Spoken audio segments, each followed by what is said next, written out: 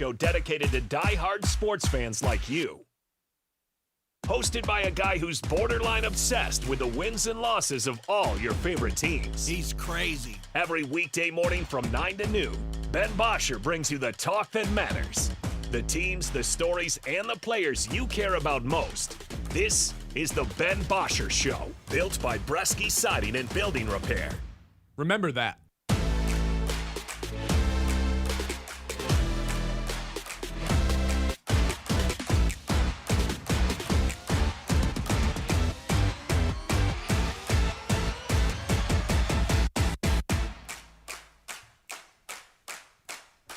Hello, and welcome into the Ben Bosscher Show, everybody. Good morning. Happy Tuesday. Got a lot to get to today. Michigan basketball. Yaxel Lendeborg said something where I just feel like he's lying. We got to tackle that pretty quickly. You know what else we got to preview? This World Baseball Classic Championship tonight. United States looking for a gold medal after it didn't go so well 3 years ago. That and my Detroit Lions free agency realization. But before we get to any of that, Dylan Clark, voice of the Saginaw Spirit, is here and not wearing any green, just like me. Yeah, you know what? That's horrible. That's embarrassing on my part. We got back. What about for me? Is it embarrassing for me? I don't. How Irish are you?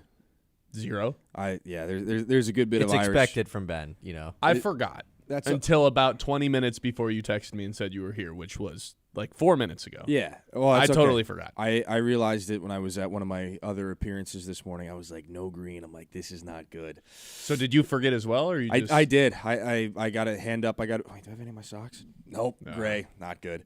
No. We got back. We went down to see the Red Wings last night. We went to see Zane Parekh and the Flames. Oh, nice. In Detroit at Little Caesars Arena. It was a great night. Is that your first time in the arena? No, that's probably my fourth or fifth Okay. game down there. That was maybe the best atmosphere and the best game I've gotten to see though. Good. Fantastic night last night. They needed a win. Oh man, Bad. yeah. It was conflicting because I know a lot of the guys are they watch the Wings and see what they're doing. A couple of really nice goals from Patrick Kane, but all the guys were obviously hoping for a Zane Parekh goal, and he got really close on one chance, and he was on a 2-on-1 I think in the third period, and he made probably what was the high percentage play. He tried to make a pass. It got broken up, and the guys are looking at each other. They're like, man, if that's in our league, Zane's shooting that, and he's scoring every single time. So it's cool to see. He's getting the confidence is coming along, and even for guys that were CHL Defenseman of the Year, it's a learning process. I mean, you're playing in the greatest league in the world. So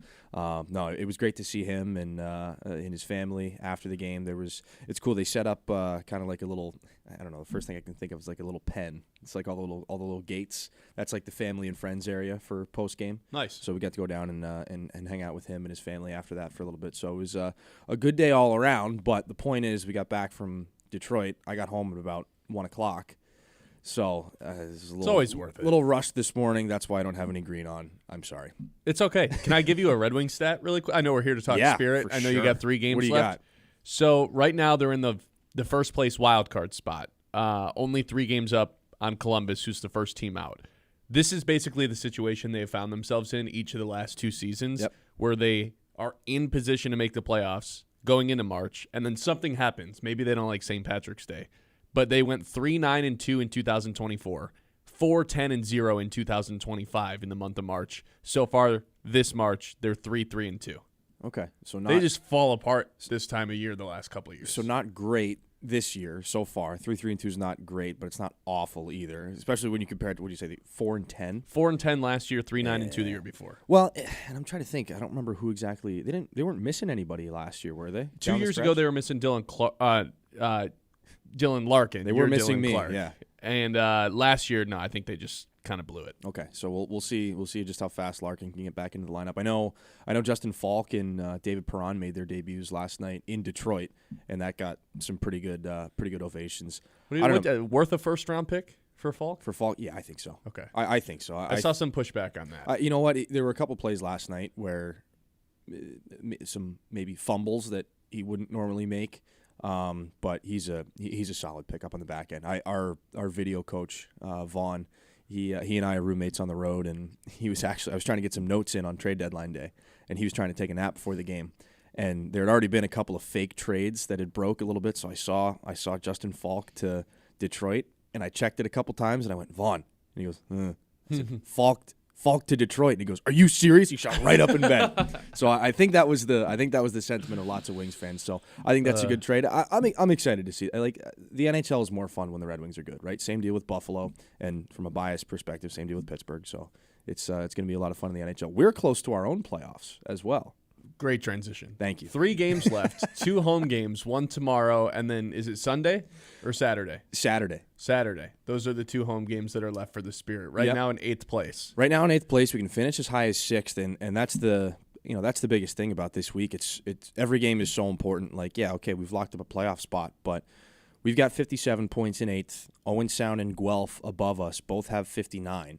So whatever happens in the next 3 games is going to be the difference between playing Kitchener, who's the best team in the conference right now, and I think probably has a really good chance of making and maybe even winning an OHL championship this year.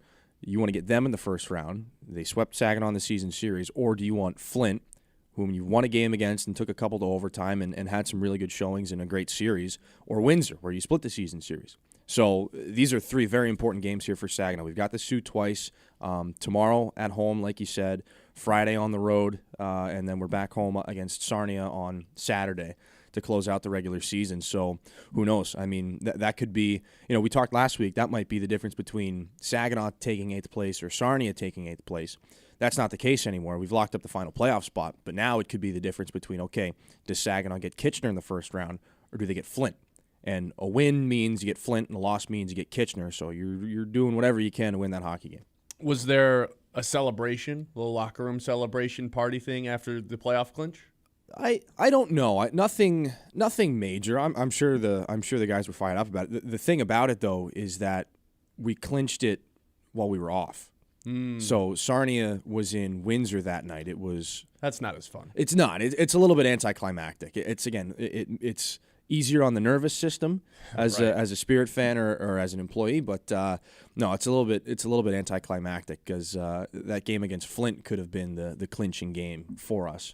So Sarnia lost to Windsor the night before. We clinched a playoff spot. Decent game at times against Flint, not the best altogether effort, and then they put things back together and they beat Sarnia in one of the more interesting games of the year. The official penalty, I think 54 actual minutes in penalties between the 2 teams, which isn't absurd, but that does not factor in 10-minute misconducts. There were 190 minutes in 10-minute misconducts because we had 9 guys. What? We had 9 guys kicked out, and Sarnia had 10 guys kicked out. See, that's the game to go to. It was if you're fantastic. just a fan and want to be entertained, the game like that is the perfect game to go to. It was fantastic. It got a little bit circusy at the end of the game, and we had a great Spirit contingent come. They rented a bus, and the fans came up. It was great to see them. They greeted the guys coming out of the locker room to get back onto our bus, and I wasn't expecting it. So you got 2 rows of Spirit fans going down the sidewalk to get back to the bus, and they got the cowbells going. It was fantastic. So I know it makes you think more playoff atmosphere, right? When you start to see that level of passion and stuff. So it's the best time of year, and we see Sarnia one more time after 147 penalty minutes or whatever that would come out to. Well, break down the playoffs for us. Round 1, is this a 7-game series? Like, break down the format for me in terms of how the home games play out. So it's just like the Stanley Cup playoffs. 4 best-of-7 series. You start, if you're the lower seed, you start out on the road. You play, which is what our case is going to be, at least for the first round, depending on where we finish. We'll see what happens after that. We would start game 1 and 2 on the road. Games 2 and 3 would be back in Saginaw. We don't have the dates for those yet because we don't know who we're playing. But those tickets are on sale to our first 2 playoff games, which would be, again, games 3 and 4 of the series. Those are available now, and then we'll figure out what the date and the time is when we have it. But and then after that, it's back and forth. So we would get games 3, 4, and 6 would be here in Saginaw for the opening round of the playoffs. I like it, man. This is an intriguing time of year for the Saginaw Spirit. How many years in a row have you made the playoffs now? In a row, this will be 4. Because they missed the playoffs in 2022, and they've made it every year since I've been here, 23, 24, 25, and 26. And then have you won a playoff series in each of those years? No, because 2 years ago, obviously, would have been the Memorial Cup year, so went to the conference final. We beat Flint in the first round the year before that. Last year, we lost in 5 games to Erie. Had a lot of injuries pile up, and the wheels just kind of fell off there right at the end of the season. So I know the guys are fired up to get back into it. It's a very different-looking team, a younger team, but you know what? They're playing a lot deeper recently. Like Ryan Hanrahan and Jensen Geldart, I think, have been probably 2 of the more fun players to watch, outside of the Klepovs and Barabanovs and all that over the last couple of weeks. And, speaking of Klepov, he can catch Cole Perfetti's rookie goal scoring record, and he can be the leading scorer in the OHL here this season. So that brings me back to the question that I had for you last week. I know you probably talked to all the other broadcasters in the league. I'm not sure who votes for the awards, but is there a real shot that he wins this thing, or is there not enough points in the column for the Saginaw Spirit team? Well, you know what? I for MVP, most outstanding player, Yes. I think so. I think just as he continues to do it, because again, I mean, he's up right now against Nathan Aspinall and Flint, who is they're in the scoring race with each other, 1 and 2. I think Klepov's got 2 points on Aspinall right now, and he's up against maybe Kayshawn Aitchison, great defenseman out of Barrie, who's having a fantastic year.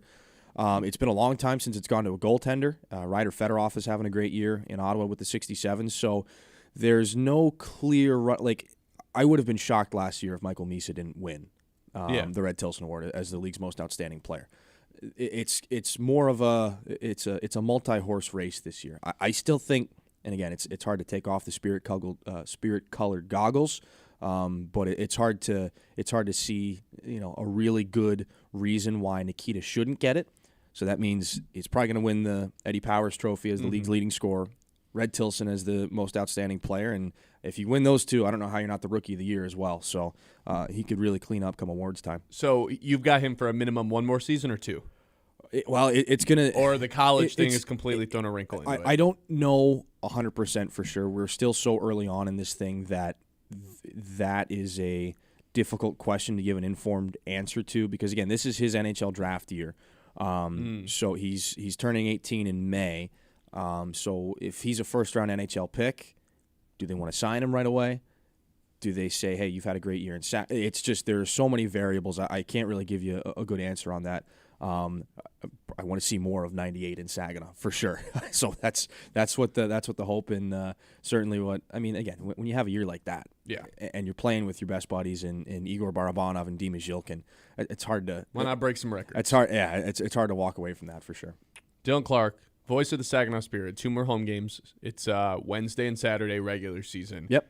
And then playoff tickets. We don't know the days, but they are available right now. Where? On sale now at SaginawSpirit.com. There you go. Voice of the Spirit, Dylan Clark. Have you filled out a bracket yet? No, I haven't. You know what? I maybe we can talk during the break. I need some pointers because I'm always probably worse at NCAA basketball brackets than an adult man should be. I think, but that's almost the point, to know nothing going into it. Okay, well then, you know what? Because I feel then like I'm very good at this. Every pool I'm ever in, the person who knows the least just ends up winning it. Watch out for me then. Dylan Clark, voice of the Spirit. All right, when we come back, I need to talk about Yaxel Lendeborg because he had a quote yesterday to the AP Press that I think is just a flat-out lie. I'll tell you what that is when we come back. 9 o'clock hour, as always, is brought to you by Iron Stack Technology. We talk about the game plan all the time on the show. What the heck is Brad Holmes' game plan? Well, I think I had a little Lions realization earlier today, so I'm going to share that with you coming up later on in the show. Iron Stack Technology's game plan, they help businesses solve real tech problems securely, efficiently, and without the headache. When your IT is working the way it should, everything else gets easier. Iron Stack Technology, solution-driven, mission-focused. Find them online at ironstacktechnology.com. The Ben Bosscher Show, built by Bresky Siding and Building Repair on...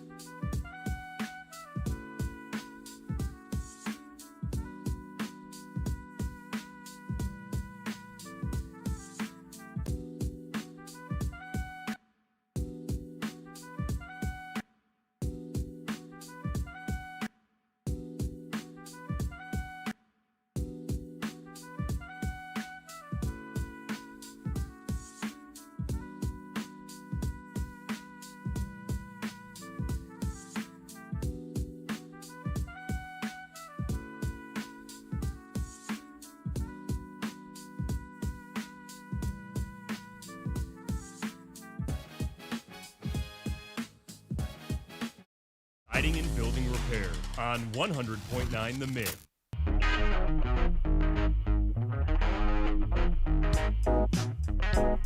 Welcome back into the show.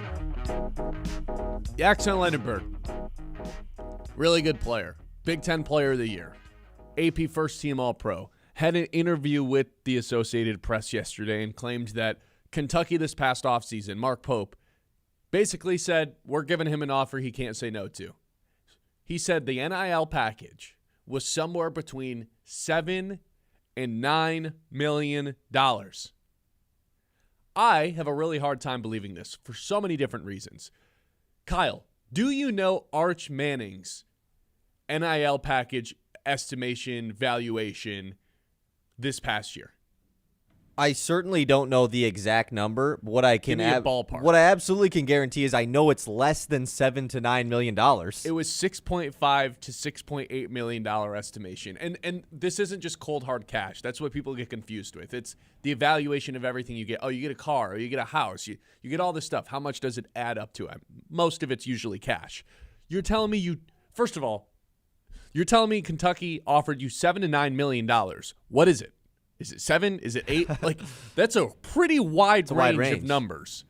$2 million difference. I feel like even if it's, not just cold hard cash, your agent, you would have some sort of understanding as to what a closer approximation to the real estimation would be. That's my first thought. My second thought is there's just no way he was about to become the highest paid NIL athlete, not only in the history of college basketball, but all of college sports. No chance. Shedeur Sanders, I think, was somewhere near like $8 million. Arch Manning's the highest paid guy currently at, like I said, 6.5. There's just no way Yaxel Lendeborg. I like the kid. I love the kid, some would say. He's brought great things to that University of Michigan. There's just no way that this guy coming from UAB was set to make $7 to $9 million. Third thought. Let's say he's right. Let's say he is telling the truth. Is he really stupid enough to turn that down? Because that's basically what he claims he did. He said, I didn't grow up with the money. I don't need the money. That's like a real quote from his interview. There was pretty much, I wish this was an audio file, but we couldn't find anything. They were pretty much going off the route, we'll pay him anything to get here. I was raised without it, went my whole life without it. Anything was going to make me super, super happy at the time. Yeah, is this guy actually dumb enough to just turn down the $7 to $9 million, or is he just bold-faced lying to everybody? Can the answer be both? Because I think Yaxel Lendeborg has proven to us throughout this season that I don't want to throw the dumb tag on him. That might seem a little bit of a stretch. Immature certainly applies to Yaxel Lendeborg for being the oldest guy on his team. Like that plays a little bit into this. It's like the Jamison Williams thing. I never wanted to call him dumb or a bad guy, bad decision maker. Yaxel Lendeborg, potential bad decision maker. Yeah, if he was offered $7 to $9 million, man, go play for Kentucky, go brother. Big Blue, like Big Blue Nation. He is with the Wildcats. Like, what are we talking about? 7 to 9 million? Dude, no one would ever be mad at you ever if you would have went to Kentucky over Michigan. Like, and it's 3 times more than what he's reportedly being paid at Michigan. 3 times. If someone tripled your salary to do the exact same job, just in a different part of the country, I bet you 95% of people are just taking that job 3 times more for the same job. To go do the same job somewhere else. Yes, exactly. And I saw in the quote, he said, well, I was thinking about my future and what was best for my future, and the situation at Michigan was just better than the one at Kentucky. Dude, enough of that. Coming into Kentucky, the reason that this NIL stuff is so frustrating is none of it is public. Yeah. And what was made public, I don't know how, was that Kentucky came into the season with a $20 million roster. Yep. That was the big statement put out there. And then they obviously had the terrible start to the season, and that's why they kind of got laughed at, because they had a $20 million roster. You're telling me that Kentucky wasn't a good situation to go to in the preseason? I mean, with the way that everyone was talking about them, with the money that they invested into their team. But this is also why I think it was there's just no way Kentucky was ready to do $7 to $9 more million than what they were already paying their guys. This is just a lie. Like, it's that simple. And I'm just like, why is he doing this? what is the point of even talking about this with the Associated Press for Bad Yaxel decision Lendeborg? maker. I think people just ask him questions, and he doesn't. Maybe not a critical thinker either. Potentially. Hey, Yaxel Lendeborg, what do you think about Purdue? I can't say that. You know, can't recreate that. Like that's what I'm saying. It's just bad decision maker. I just think that's the part that bugs me about this NIL stuff. I just wish it was all made public, man. And it's one of the weird things about sports. You know what everybody's making money-wise in professional sports. It's an odd thing. No one can just search up what is Ben Bosscher's salary. You know, but you can do that. I can search up any single professional sports player I want. Well, you coach. know why, right? Because there's a salary cap. I guess with baseball, it's slightly different too, but I guess that's just the precedent of it. But, we have to know these things because of cap. There's no cap in college sports. Right, yeah, exactly. And then I saw there was this article that came out yesterday that was basically what athletic departments have put into their basketball team this season, and Michigan State was number 5 on it, and I saw everybody going crazy like, oh, MSU complains about the funds, but it was about how much the coaches are being paid, a.k.a. Tom Izzo's salary is insanely high. It had nothing to do with NIL. And so, yeah, this is just an insane thing for Lendeborg to say, especially because, the $3 million salary was made public by Michigan. That's what they brought Lendeborg in for. Dusty May, I don't know if you saw this at the end of the year, they asked him about Yaxel Lendeborg's performance, and he said, I thought he's extremely outplayed his contract. That's exactly how he worded it. Yeah, Dusty has turned this what into an a professional. odd way to say that, you know? Is it? Isn't that kind of exactly like the methodology, Methodology, yes. Thank you, that Dusty May has approached this offseason in his tenure with Michigan? I mean, what award did we give him at the Middies? The GM of the year. Yeah, built a roster. Gave the guys contracts. It's still weird to hear that out loud, but when you think about the person actually saying it, it makes perfect sense. That's the way he's constructed this thing. And if this is true, let's say in the 10% chance this is true, Yaxel said another big reason why I went with Dusty is he didn't talk about money at all. It was about making me better and helping me achieve my goals. So maybe Dusty, again, let's just for 10 seconds pretend that this is 100% true. Yaxel Lendeborg got offered $7 to $9 million from Kentucky. That's outplaying the contract, that's for sure. It's outplaying the contract, but also it makes me think Dusty's just here to lock in, sell you on basketball, tell you why, like the old school pitch basically. And then somebody else comes in and offers with the money. That's maybe the way you convince these kids, so you can actually have the personal connection with the coach, and then the man behind the curtain with the university is the one that comes knocking on the door with the big duffel bag of dough. Yeah, because, I mean, we have to remember, it's not like Yaxel Lendeborg is being paid not that much. $3 million for a college basketball player is insane, you know? It's a crazy high number. So, yeah, I mean, it made a lot of sense. I think Dusty has proven that he is very elite at getting these guys to come to Michigan, and it's obviously worked out. The team is awesome. And think about not just Yaxel Lendeborg, because he was going to be a potential lottery pick last year if he would have went to the draft. Going to be maybe even a higher pick this season. I would hope so. Ade Mara and Merez Johnson, those guys weren't on draft boards a year ago. No.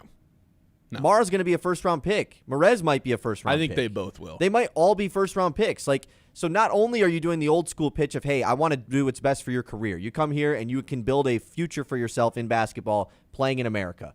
It's not just about getting to be a good college player, whatever that is. So you have that old school pitch, but that was mainly all freshmen one and done type of things. Mm-hmm. Now it's with transfers. And also we can pay you because we have a bunch of money. It's a pretty awesome pitch for Dusty May. So that's another reason why I don't buy this Kentucky Yaxel Lendeborg thing for a second. Well, as much as we dump on the state of college basketball and how ridiculous it is with all these players coming back from, after they get drafted and are playing in the G League, there's just way more talent now, right? Because you can retain players. Absolutely.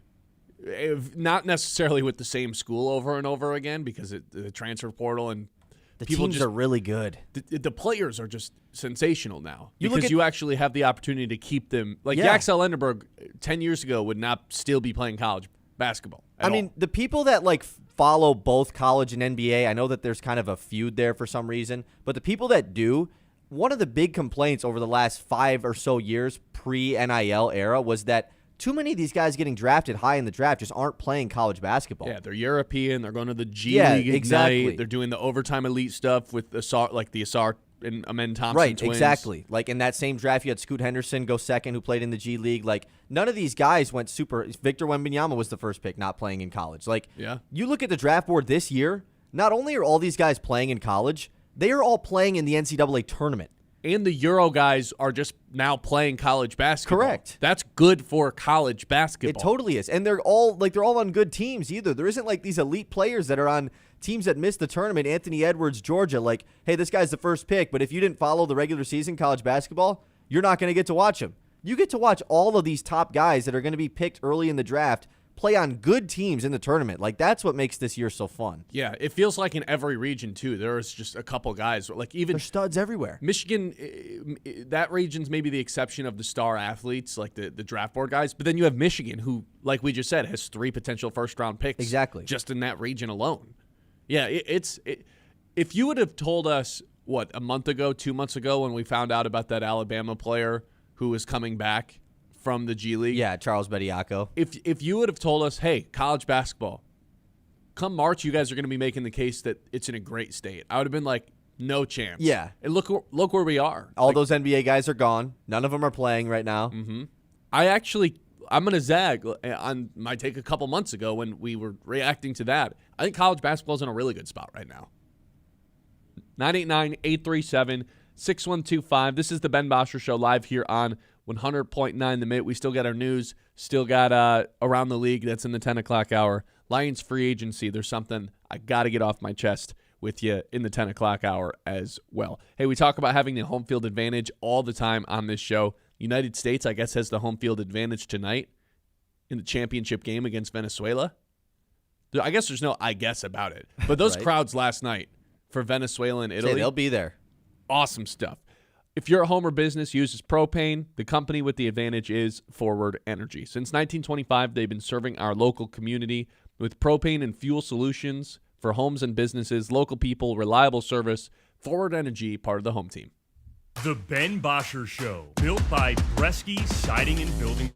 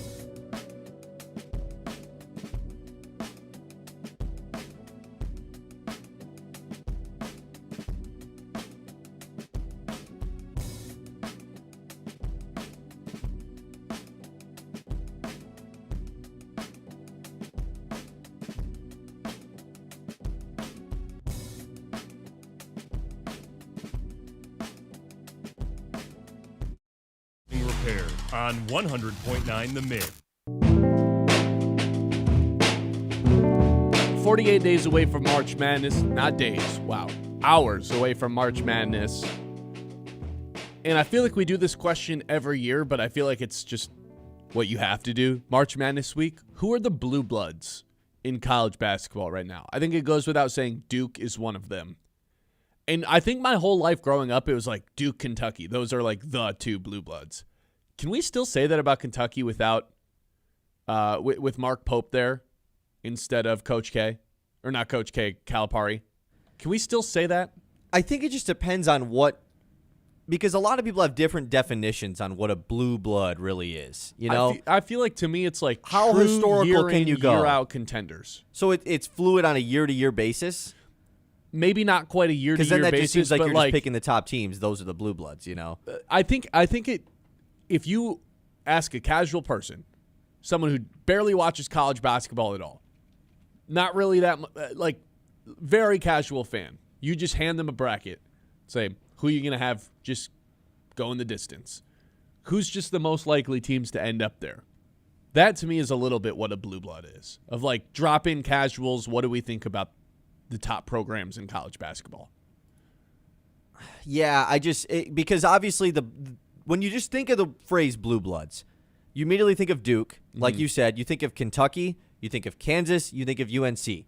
Like that, those are the four that just pop into my brain. Because I think Nova's in there too, or at least was. They were. You're right. I mean, I guess that they were. Those are the four you think of, but then you think, okay, UNC with Hubert Davis, like outside of the year they went on the big run when they played Coach K at the end of the season, like we're past it. It just feels like it doesn't have the same mojo post Roy Williams, but we can't say the same about Duke. Duke is just levitated ever since John Shire's taken over. So Kentucky has not been the same, though. Kentucky has not been the same. Kansas is a blue blood. Like, no matter what anybody says, Kansas is a blue blood.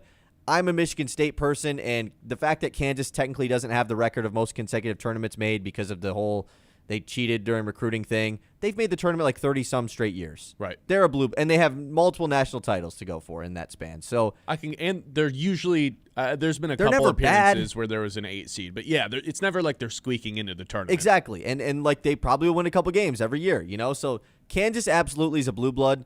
UConn 100% is a blue blood, and they just never really get included in this group, which I don't understand why. Like in the 21st century, because if we're doing pre-21st century, yeah, of course UConn's not a blue blood. Like they were never good before 2000. Since 2000, they have had multiple eras of being good. Just an insane amount of success over a 25-year span for UConn. So they absolutely are one. So right now we're going UConn, Duke, Kansas. Is there a conversation for Michigan to be had? For Michigan? Yeah. No. 0 natties, however, 3 different coaches with like real success, and they're hardly ever bad. They were bad for 2 years, the last 2 years of Juwan, even though Juwan took them to an Elite Eight, which somehow always gets forgotten, and then immediately with Juwan gone, they get right back into national championship-ish territory. 2 years later, it took them. Last year, they were a Sweet 16 team. They don't have the championship in the Final Fours that Michigan State has, but they do have the 2 national championship appearances in the last 15 years, and so does Butler. A ton of Elite Eights. A ton of Elite Eights with different coaches and eras. I'm not sitting here planting my flag that they have to be a blue blood, but I'm just asking if that's worth a conversation at least, because if they can win the Natty this year, I think it's kind of a yes. So here's a definite yes. Here's what I think. A definite yes for being a blue blood. It would be their first national title in over 30 years. This is what I think. With Kansas, when was the last time Kansas won it? 2013, they won it like 5 years ago. Oh, 28. Yeah, you're right. Like in the early 2020s, they won it. Yeah. So my thing with the blue bloods is because UCLA is always the most controversial one. You know, UCLA is like one of the most historic programs that there is. They're not a blue blood. They're not a blue blood. I think you have had to have won a national championship, a.k.a. probably multiple national championships, but if you just have one, then at least you're in the conversation in the last 20 years. You have to have. If you have, and this is, by the way, what team does that exclude? Michigan State. They've made a ton of Final Fours. They've made 8 of them under Tom Izzo, but they haven't won a national championship in over 20 years. Some people would say Michigan I don't think that State they're can't in be a one. blue blood because they don't have any blue.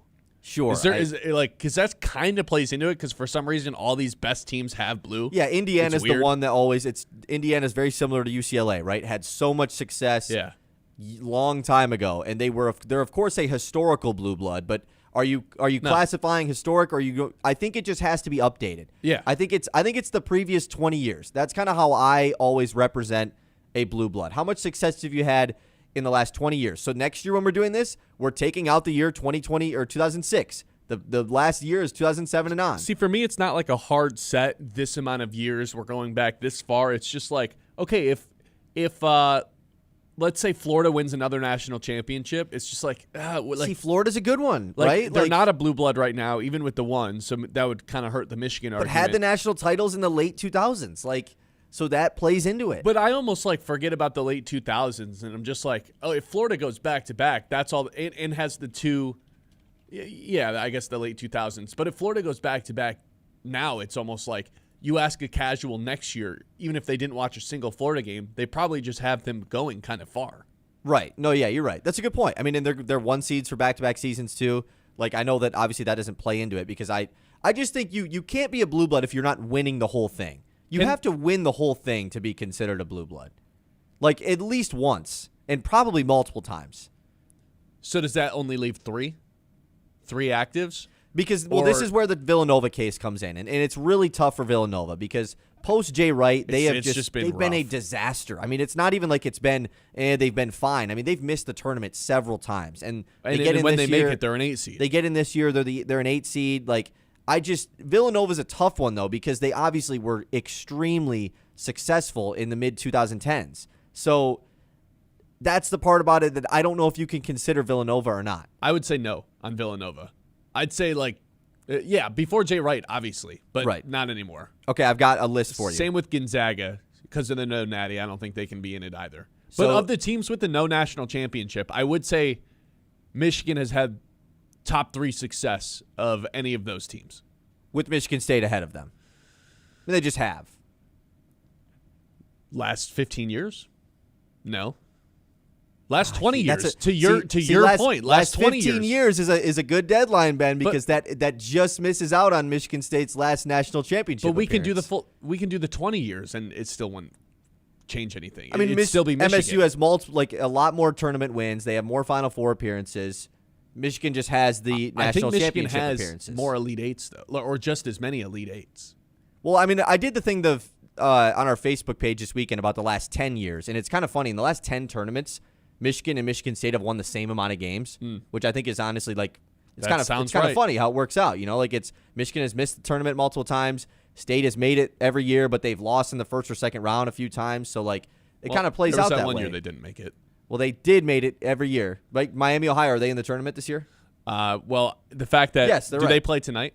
No, they don't play tonight. Actually, they play tomorrow. They play tomorrow. So I can still change my bracket after their game, right? On the ESPN tournament app or the CBS app. Okay, so I have a list for you. Therefore, I don't think they make the bracket. This is the 9 most commonly cited blue bloods in men's college basketball. You ready? Just give me a yes or no. Okay. For all 9 of these. This is just in alphabetical order. So when did this come out? Order. This is from 2 years ago. Oh. But I mean, no, that's fine. Not that much has changed in the last 2 years, right? Sure. At least for these teams here. UConn. Yes. Duke. Yes. Indiana. No. Kansas. Yes. Kentucky. Not anymore, no. Kentucky's a hard one, man. I can't figure them out. They haven't been a real title contender since Calipari left. I know. And even when they were, even those last, 4 or 5 years of Calipari, they were getting upset every year, man. No, I'm out. They lost to St. Peter's. There was another really bad one that they lost to as well. Kentucky, the last couple years of Calipari were really rough as well. They weren't a lock to make the tournament for a long time this year. Yeah. Yeah, I'm with you. North Carolina. Not anymore, no. And this is a tough one because they had gone to the national championship game several times, pretty recently. But it's not a blue blood. It's just tough in it's a new era. Michigan State is on this list. No. Okay. UCLA? No, not anymore. And Villanova. That's the most recent team to get kicked out of the club. Yeah. Yeah, it's tough with Villanova. Here's what I'll say: if Villanova like upsets whatever 1 seed they're playing in Arizona? round 2, is that who they play? Arizona. Yeah. If they upset Arizona, I'll let them keep their blue blood status. I mean, they got to beat Utah State first. I don't have them beating Utah State. Yeah. Arizona's is kind of a sneaky one. No, but once again, that is the number one. they don't go to the national title game ever. Yeah, I have a reminder set on my phone that pops up. I think it's tomorrow. Every year? I have it on every year. My phone will remind me, do not have Arizona going far because they choke every. When was the last time that team was even in the Final Four or Elite Eight? Not since they haven't been in the Final Four in a very, very long time. And they've been good. They're always good. They're always good. They Yeah. are the biggest chokers in the tournament every single year. We talk about Kentucky choking. It's Arizona more often than not that doesn't deliver when they're these high seeds. This could be the year, though. You never know. I think it is the year, by the way. Don't think it is? No, I think it is the year, by the way. Yeah, I look at that conference or that region. I just I'll wrap up my college basketball thoughts here, but my theme for my bracket this year is I have to trust what happened in the regular season. The regular season mattered. I have to trust what I watched this year. The Big 12 rocked, and Arizona was the best team for 80% of the year. I have to remember that. I haven't filled out my bracket yet. And I have a feeling I'm just going to resort to all the top players in the tournament and having all of them. Yeah, I know. I have runs. BYU going That's on fine. a run. I have BYU going on a run, and I'm just like, I don't like this at all. I've made my bracket, but I've already been making changes to it. That's the issue. I think it's fine to make changes. I'll probably have Arkansas going on a run here with Acuff. Duke goes without saying. Well, yeah. Yeah. There's a lot of really good players in this tournament, as we were saying earlier. 989-837-6125. We'll hit the news when we come back. This is the Ben Bosscher Show live here on 100.9 The Mid. Dow, proudly rooted in Midland, making an impact all around the world. Innovations that create cleaner water, safer homes, more sustainable futures. A company built on science but driven by people with thousands of employees who call this community home. Dow, solving with science and standing with community. The Ben Bosscher Show, built by Bresky Siding and Building.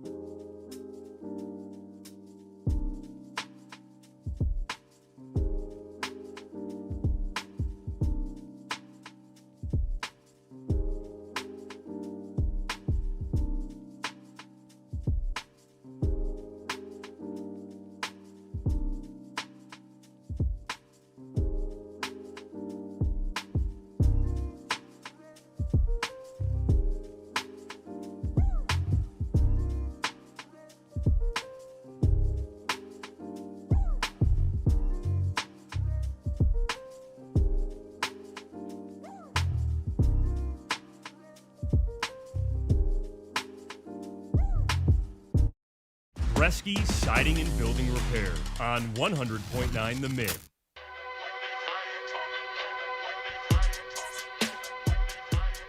All right, welcome back in. It's the Ben Bosscher Show live here on the Mid. Kyle with the news. The Mitts Morning Catch. What's going on? All right, Ben, I got big news for you. And this is actually news for you. It's St. Patty's Day today, man. Yeah. Happy St. Patrick's Day on a Tuesday. So I knew it was St. Patrick's Day on Tuesday, but I guess like yesterday I just completely... I never thought about it after, I don't know, I went home for the day. And then I woke up and didn't think about it until I sat down on this chair, and maybe 20 minutes before the show started, I saw a post that it was St. Patrick's Day. I would have had no idea. Yeah, I mean, that's... If I wouldn't have just hopped on Facebook for the Mitt and just like looked at what was going on, I might still not know it's St. Patrick's Day. That's pretty unbelievable. I don't really understand that. Yeah. I forgot to wear the green. I felt disappointed. I mean, just not knowing that it's a holiday is a pretty Yeah, but unreal it's like, thing. is it a holiday? It is a holiday. Somewhat fake holiday, though. It's a real holiday. In America? Brad's making the claim that you're lying, and you did know, and this is just a I had bit. no idea. Yeah. I had no idea. Who's the bigger liar, Ben or Yaxel Lendeborg, about this NIL thing? Okay, if there was a real holiday, we wouldn't be working today. That's true. That's not how that works. It kind of is. What holidays do you work on? None. Okay, well, anyways, we are going to consider this a real holiday, and a very typical thing that we like to do on this show. I already know Ben's answer. He's made it quite obvious. Is overrated, underrated, or properly rated holidays, because most of the time these holidays are overrated. And I already know Ben's answer, but let's hear it. Yeah, overrated. I think it's super fun in college. But I think it's super fun in your 20s before you like have kids. I think it extends past college. what are you doing today, Kyle? Well, not today, but like, I mean, I was in Chicago this weekend. I was at the biggest St. Patty's Day celebration in America, and it was awesome. But that's not St. Patrick's Day. It's The celebration of it, though. You're doing it because of the holiday. It's not like you're just doing it for no reason. Is it always on a Saturday, or is It's always on the weekend, of course. No. I mean, is it always on a Tuesday, or is it St. always Patty's March Day? 17th? No, it's always March. There's no way you didn't know this.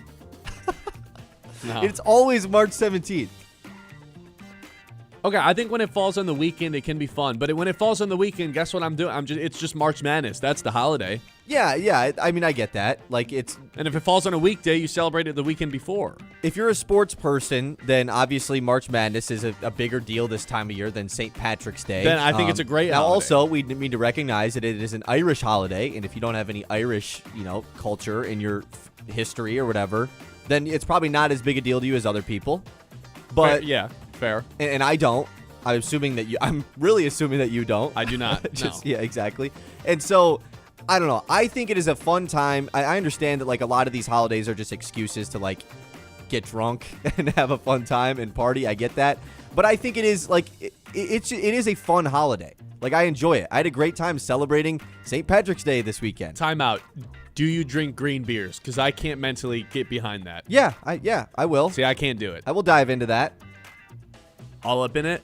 Yeah, no, I can't do that. There's a mental hurdle with me with the green food that I just that's not supposed to be The green. dye is just a little bit too much for you. Even the green Yeah. eggs and ham, I remember we made that in preschool. Yeah, this is one of my first memories I ever. can't do that. I'll get with you on that one. I remember in preschool they made green eggs and ham, and I was like, I'm no chance. I would rather starve. I'm not eating this. I can't say that I've ever consumed green eggs and ham. But green beer, no different to me, honestly. I guess that's fair. I mean, it's basically the same process to get it that way. Yeah, I like St. Patrick's Day. I won't say that it's overrated, but it's definitely not underrated. It is not an underrated So you think holiday. it's properly rated? It's underrated because the time of the year is so awesome. Spring is starting. You're starting to get the spring it's vibes. freezing outside. But I'm talking about March Madness. This is an awesome time of the year. Also, the Masters are in a week and a half too. So you have yes. that combined with St. Patrick's Day. Baseball opening day is right around the corner. This is just an awesome year for sports. You add in the fact you get this fun holiday. I think it's fine.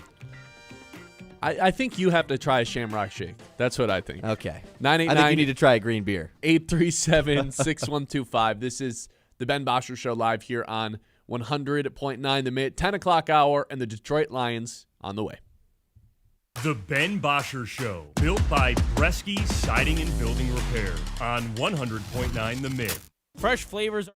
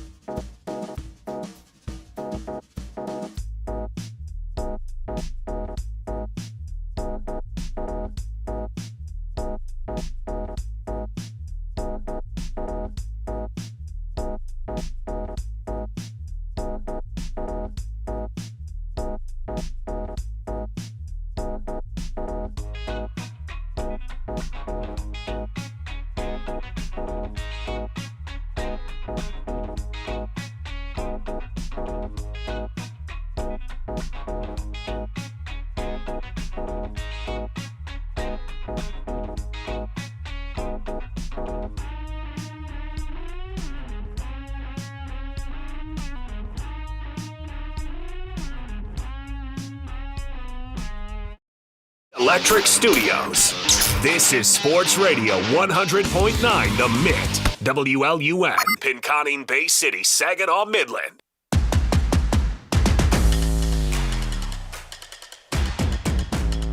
All right, let me admit something about Lions free agency here. Because yesterday I think we were pretty harsh on Brad Holmes, rightfully so.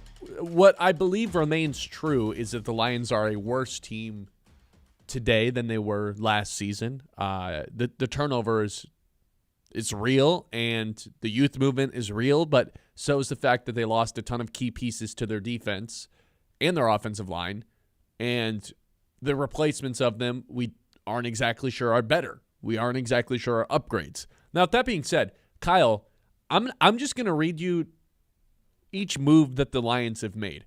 You tell me which move has been bad. Like, which move is a bad move? Okay. Isaiah Pacheco. Not a bad move. Cade Mays. Certainly not a bad move. A needed move, even. Teddy Bridgewater. How could that be a bad move? I don't see any risk in that. This is the only controversial one. Larry Borum. It's okay. If he's coming to be the offensive tackle 3, it's a great signing. That's where I was going to go. I can't answer it yet. If it's a depth offensive line add, it's a good move. If he's the starting left tackle, day one, it's a bad move. So, question mark. Okay, we'll put a pin in that one. Opportunity for both. Malcolm Rodriguez returning. Fine move. The number was small, right? Or did we not get the number on him? I don't think we got the number on him. It wasn't more than a couple $1 million. Right. Rock Yassin. I thought he was pretty solid at the end of the year last year. Good move. Really good. 9 pass breakups, was second most on the team somehow. Really? Christian Eisen. Depth safety, plays in the box, Yep. can play in the nickel as well. Played against John in high school. Yeah, good move. I thought he played with John in high school. I can't remember the whole story. Good move, though. Sure. Tom Kennedy. Back again.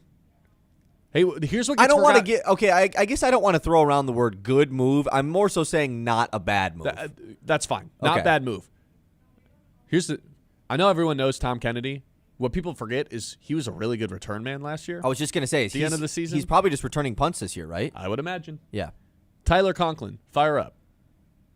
I don't know how we haven't talked about that. Yeah, pretty cool. Not a bad move, right? Not a bad move. Tight end 3. Need another tight end. Yeah. Recent trend in the NFL, have 3 tight ends. Yep. Trevor Nowatzki, also back. Saginaw Spirit. Bird up. So, I don't know. Fine move. I don't know. Yeah, not a bad move. And Roger McCreary, who I think you and I kind of, maybe it's just me, I'm like actually kind of invested into this one. I constantly update SpoTrack to see if there's a price tag associated to it because I like him. My point is, when you look at all these moves individually, they're mostly good moves or question marks. None of them have been like, oh, bad move. And, you know, if they end up paying Roger McCreary $20 million, yeah, bad move. But I don't think that's going to be the case. And now we have the numbers on the Cade Mays deal. He's barely a hit this year at all. It's spread out pretty evenly over those other 2 years. What bad moves have they made this offseason? They haven't made a lot of them, which I think is where people are frustrated. They haven't made any splash signings that make you convinced one way or another of a unit in a positive way, like another edge rusher. Cam Jordan might have done that, still could. But they haven't really made bad moves. Most of the moves they've had around the edges have been fine. And you look at what was their best move last year, 2 best moves, honestly. It was not their big-time signing in DJ Reed. It was the moves around their edges the last couple of years, like Amik Robertson and like Roy Lopez. Maybe they found a couple more diamonds in the rough. So I'm not going to try to sell people of that quite yet. I'm just pointing out history and saying if we're trying to make this a positive outcome of free agency so far, that's how you do it. Said all these moves individually have been pretty good. That's fair, especially with the under-the-radar moves that have been made the last couple of years, like you say. I mean, Holmes has hit on a lot of those, so I think that's fair. It's the lack of not a major move, but there isn't any great moves. There's not one person that's like, oh, I feel better about this unit now. Because we did that whole process of like, oh, is this good move, bad move, whatever. Sure, we can say none of them are bad moves, but then let's do the process of, are they an upgrade over the spot that they're coming into? None of them, other than Cade Mays. Yeah, I would say Cade Mays, upgrade, because Graham Glasgow was deteriorating for the last 2 years. Isaiah Pacheco, downgrade. Teddy Bridgewater, who cares? Yeah. Larry Borum, downgrade. Well, it could be an upgrade if he's the OT3. Dan Skipper wasn't necessarily humming at the end of the upgrade and OT3 is definitely not a big deal, though. Like, it's a bigger deal than people make it out to be. But for our purposes, with an OT1 still, or like your left Correct. tackle still there, yeah. Malcolm Rodriguez, downgrade since you lost Anzalone and haven't replaced him. Yassin, depth, I guess. Eisen, depth.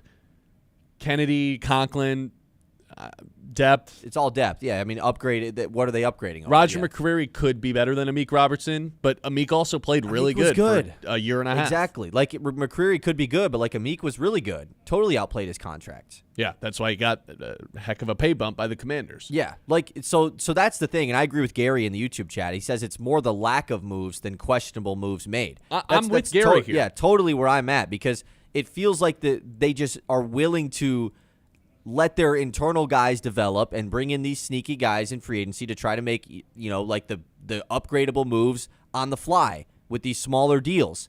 And this was still a team that missed the playoffs last year. Like the lack of urgency to upgrade the roster is the most concerning part of anything. I'm with, I want to make one thing clear. It's not like I'm suddenly had a change of my mindset of free agency and all of a sudden I think the Lions are back. But I thought that was just an interesting exercise. It is. If you look at all these moves, it's not like any of them have been egregiously bad. And if they made one big move on top of it, then you might feel good like overall about the offseason, you know? We got a text that says, how is Pacheco a downgrade? Cheaper, faster, younger, and less money than Monty. Definitely faster. Definitely cheaper. I mean, younger for sure. Overall, like if we're putting everything into context, sure, it might not be a downgrade, but I'm just talking like on the football field. Yeah. Montgomery is a better running back than Isaiah Pacheco is. The situation might be better for the Lions with the money and the age, but like... And I bet you, just like David Montgomery did, Pacheco puts up career numbers, I would guess.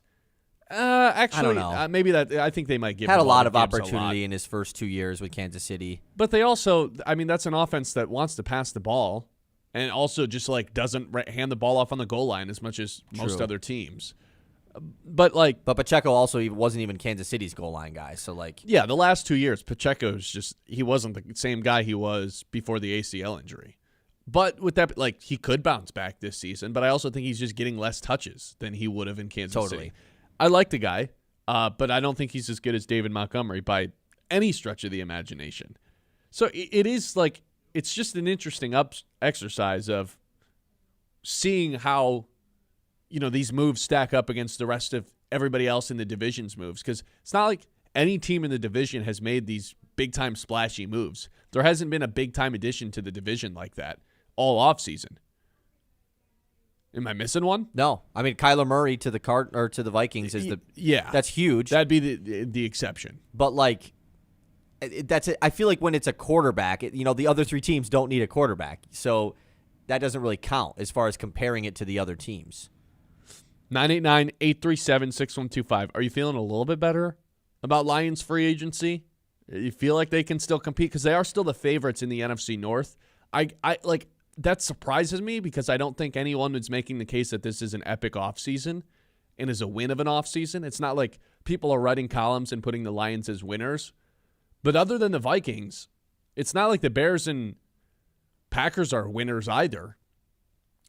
I don't know if they're losers, the same way I don't think the Lions are quite losers yet, but they're still very much in the air in terms of how the draft plays out and how these guys are going to, have good impacts on the team.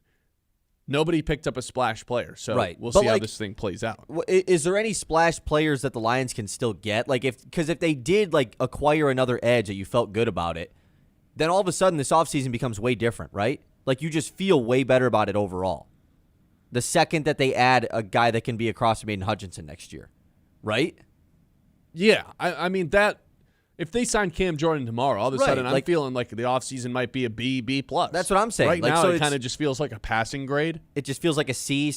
Yeah, just it's an average. They haven't done a whole lot, but they filled some of the gaps for sure. They got better at center. I don't think it's been good, but people are making it out to be like the worst offseason ever, and I don't think it's that either. It's not like they've handed out bad contracts or anything like that. True. Good point. 989-83. Well, I guess them losing Al-Quadin Muhammad, I think, is kind of in question. That's the bad move right now. But other than that, what about Max Crosby, though, True. 989-837-6125. This is the Ben Bosscher Show live here on 100.9 The Mitt. Hey, your dream lawn? Doesn't seem like that's going to be the case this week, but once the summer does get here and the spring gets here, Stravinsky sod can literally roll out. Your dream lawn. Locally grown, top-quality sod that turns patchy yards into backyard showstoppers, and they've been doing it for over 50 years, which means they're experts. Whether you're fixing a rough spot or redoing your whole yard, Stravinsky delivers lush, green perfection. Fast, friendly, and farm fresh because your grass should be greener right now. Don't settle for a bland yard. Increase the value of your home and get the lawn your neighbors will envy with Stravinsky sod. The Ben Bosscher Show, built by Bresky's.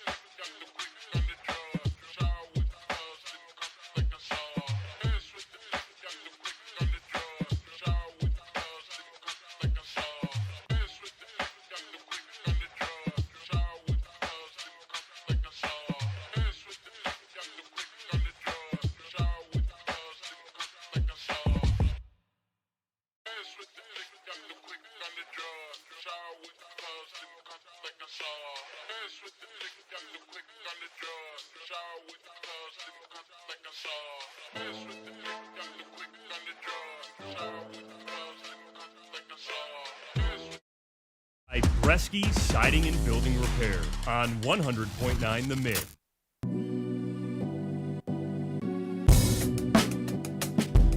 So I've got one player that is all of a sudden having a big-time role with the Detroit Lions offense. And I also have a new mock draft for everyone. The new player, it's not even a new player. I guess in a way it is. Levi Wunzurike, the Lions' second overall pick back when Brad Holmes was in his first draft. So it was Penei Sewell, Levi Wunzurike. I think it's just somehow back with a serious role on this team. And in theory, this is someone who could help out the Lions in a ton of different ways because in 24, when he was healthy, played a little defensive end, played on the inside too. Not a true nose tackle, but you can move him around on the defensive line and have him play that 4-eye spot, which is the hybrid defensive end D-tackle spot. Have him play on the edge if really need be. That would be a really nice fourth guy on the defensive line if it was Hutch, Levi, Aleem, and Roy Lopez, and Tyleik Williams. If we got the best version, the 2024 version of Tyleik Williams, of Levi Wunzurike for 10 games even, that would be like a huge addition to the Lions defense. The problem is, obviously, he's never healthy. Last year, he didn't play a single game. And now all of a sudden it feels like the Lions are relying upon him because they didn't bring in another edge rusher. They also haven't brought in another defensive tackle after losing Roy Lopez. This feels like the biggest winner for guys that were on the Lions last year that could be in a bigger role this year because we saw it 2 years ago. He was in a big-time role and was pretty damn good in it as well.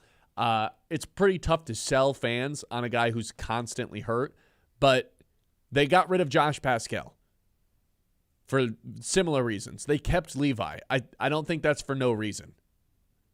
That's fair. I mean, it has to mean something, right? I'm not trying to sell anybody of it. I'm just telling you the reality of the situation. I think he's just going to be on the team and have a semi-important role.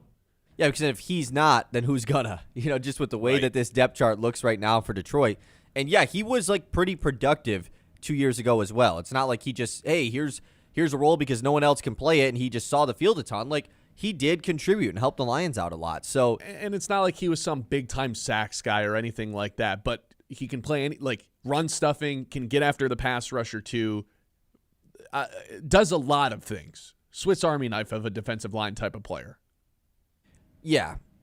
It's just difficult, like you said, to convince the fans that, hey, Ennis Rakestraw is actually going to have a role this year, and Levi Wunzurike is going to have a role this year, and hey, Kirby Joseph and Brian Branch, they're both healthy, and there's just already so much of injury question in March. Somehow it's all on defense. Yeah, and Sam Laporta.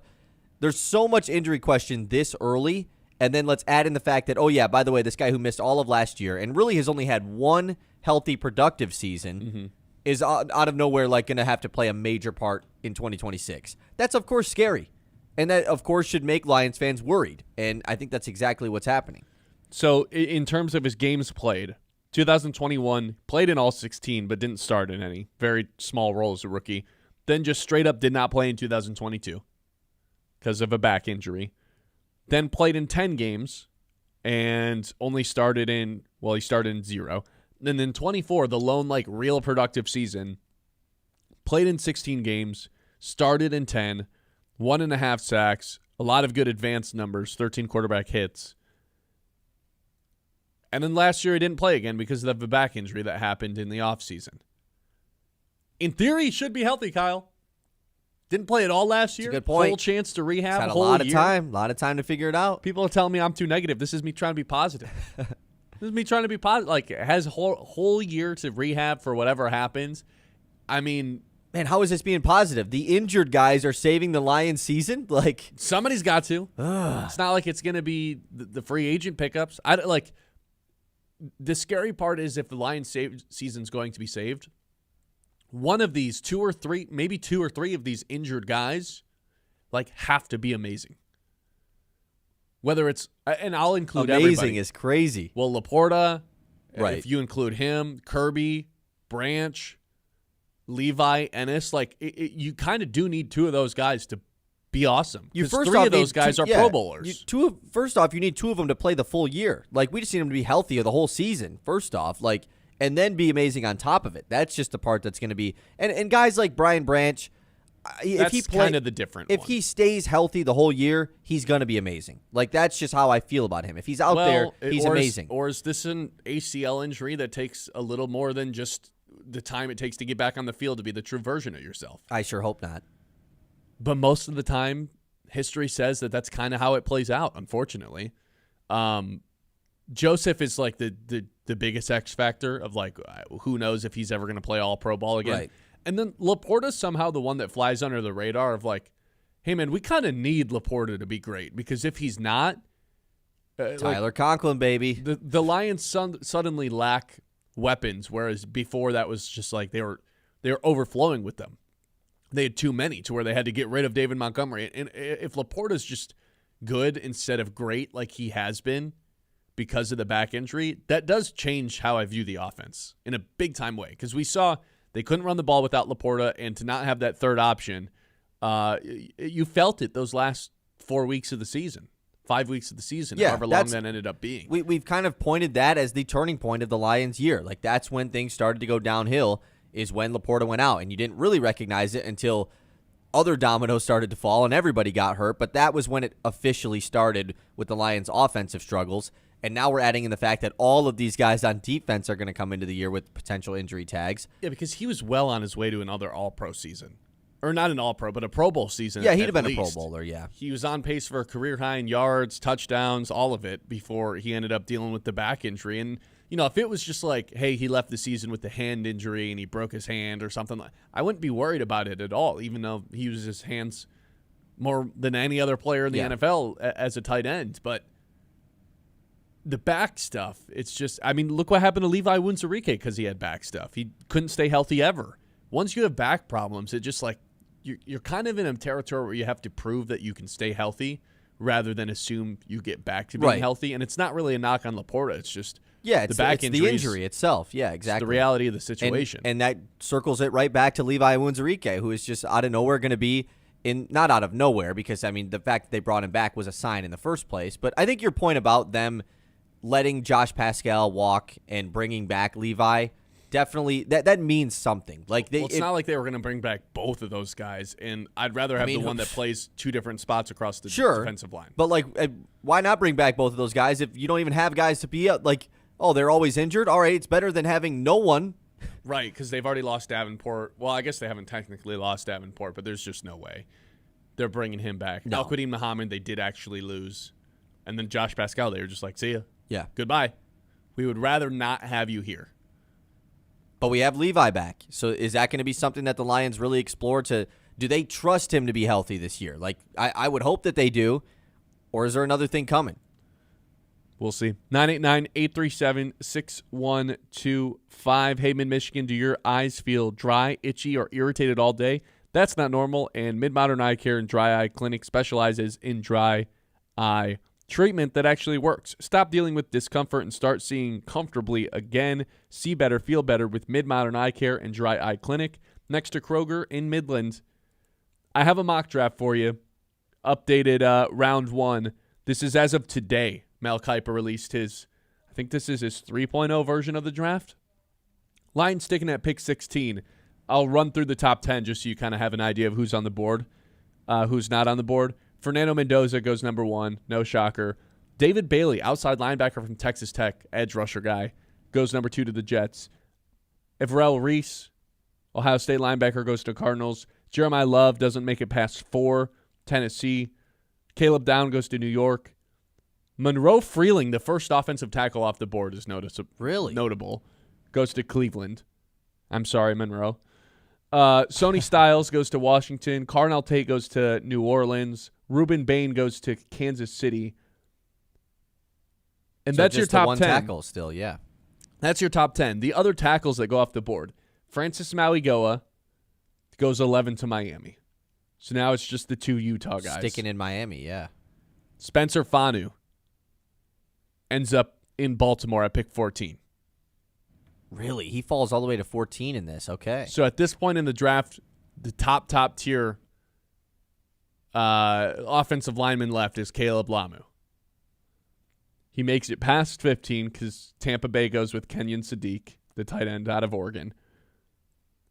New York trades in and takes Ty Simpson at 16. The New York Jets. Not trades in, but they have that pick from Indy. Yeah, the Jets. And then 17, with Caleb Lamu still on the board, the Lions take Caden Proctor, the 6'9" Project tackle. or 6'7", 350-pound, enormous human being to come play tackle for the Lions. Your reaction if this is how it plays out? I can't be mad that they got a tackle. You know, like, so the Proctor has just been kind of tagged as the project guy. So that's the part that's a little bit like, maybe it is going to be a little bit more Larry Borum until Proctor's ready to go. But I can't be mad. I certainly cannot be mad that they get a left tackle in the middle of the first round because that's, of course, still the biggest need. What about yours? Doesn't even end up going in the first round. Really? Is something... Short arms. Is there some new stuff going on with him? Could be a short arm situation. Interesting. Our guy, Vega Iona, goes... Where'd he go? I just saw his name. 21 to Pittsburgh. Out of Penn State. My reaction to this would be tremendous upside. Worried about him playing left tackle in big games early on in the year. Right. Like protecting Jared Goff's blind side, asking a project rookie to do that is a little scary. It would make me think, like, yeah, Larry Borum is going to play early. Like, until they feel Proctor's ready to go. But they do love their Alabama guys, man. You know, that's one thing about Brad Holmes. And if I'm putting on the blue goggles and trying to sell myself on this, which I totally will be able to. Of course. That guy could be one of the best run blocking tackles in all of football. That's the upside with him, just because of the sheer size and strength that he has. So him and Sewell together, I could get behind that pretty quickly. That's my reaction to the Mel Kiper mock draft that came out this morning. Yeah, Pizza Man says, are we really going off what Mel Kiper says? I mean, no, but... Shadur Sanders, baby. This is... Yeah, I don't have a response to that, to be quite honest. Bright Smiles, you can see them on YouTube right here, 100.9 The Mitt. Like and subscribe. Bright Smiles for us start at Scott Family Dental, where comfort care and clean teeth come in a standard. Locally owned by Brandon Scott, native of the Great Lakes Bay region, the business is family-focused and treats patients of all ages like kids of their home. Friendly staff, modern tech, zero judgment, even if it's been a while since your last visit. So go ahead and show off those pearly whites. Scott Family Dental has your back and your teeth. The Ben Bosscher Show, built by Bresky Siding and Building Repair on 100.9.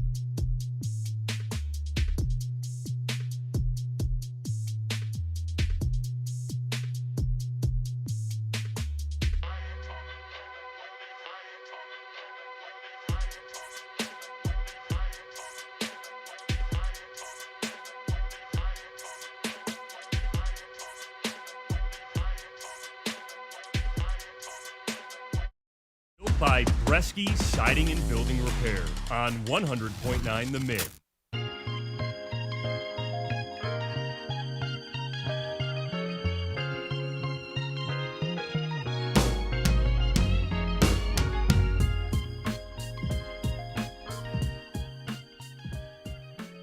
All right, welcome back in. This is the Ben Bosscher Show, and we are set to take a trip around the league. It's time to zoom out and go around the league. Okay, let's get this thing going. Around the league, presented by our friends over at Aired Insurance Group. I want to do this. Overreaction, proper reaction for these free agents deals. These deals that have gone on. Not necessarily the deals, but more so these statements. This is from ESPN. So I'll read the statement, and you tell me whether or not you think it's an overreaction or an underreaction. Got it. Or I guess overreaction or proper reaction is maybe the better way to look at this. Statement number 1. J.J. McCarthy and Michael Penix Jr. are both done as starting quarterbacks. We did, man, the McCarthy stuff is interesting because he's only played not even a full season. So, like, I think his time in Minnesota as a starting quarterback is certainly over. But on another team, I will say this is an overreaction. I think he is a bust, and I think that he will never succeed. But, like, I think he will be a starting quarterback once again. I think it's a little bit too early to not give him another opportunity, especially with all the, like, this new trend of, like, giving guys a 4th, 5th chance, and all of a sudden they become good. Yeah. Like, I think that McCarthy will be a starting quarterback again. Penix is the one that I don't know so much about, and that's mainly an injury thing. He's much, much older than McCarthy and is way more injury prone. So, Penix, I don't think so, but McCarthy, I think, will be. I think both guys will not have jobs week 1. I don't think Penix or JJ is going to start for either team. I don't think Penix is healthy to start week 1 anyways. Yeah, he won't be. But what I will say is Kyler Murray, these are his games played the last 5 years. 5 games, 17, 8, 11, and 14. He's going to miss some time. That's what history says. Tua, Call of Duty. he's had 3 concussions in the NFL, 4 in his career. And his 2 of them have been really, really bad. 3 of them have been bad. So, I mean, he's 1 concussion away from just not being able to play again. Yeah, the opportunity this year is going to be there for both of those guys probably. Due to injuries, I would say. So I don't think either of them are done as starting quarterbacks. Is Penix worse than Tua? I Does it even matter? I think he is. Yeah. Unfortunately. All right, second statement. The Steelers are about to have their first losing season since 2003. This is obviously an overreaction. We said the same thing last year, and we said the same thing the year before, and the same thing the year before, and it's a continuous cycle. It will never happen. Death, taxes, and the Steelers going 9-8. Now, however, you could say that it wasn't the Steelers. It was Mike Tomlin going 9-8 and going 10-7. Correct. Like, maybe it was a Mike Tomlin thing. So if there ever was a year for this to go down, Aaron Rodgers is coming back for another year when everyone thought he was going to retire, so he's an extra year older than he already looked in that playoff game against Houston. And it's Mike McCarthy. I'm still going to say overreaction just because history time and time again shows us no. But without Mike Tomlin, maybe this actually is the year. So no Tomlin. Rodgers turns 43 in December. Ravens should be better this season if Lamar stays healthy and is 75% of his MVP version. Last year he was, 25% at best of his MVP version. So if they're healthy, that's all of a sudden a tougher division. They're playing a first-place schedule. They traded for Michael Pittman. I don't know if that moves your needle. It's better than the options that they already had. I'm going to say not an overreaction. I know I did this last year, but I'm going down on the ship, baby.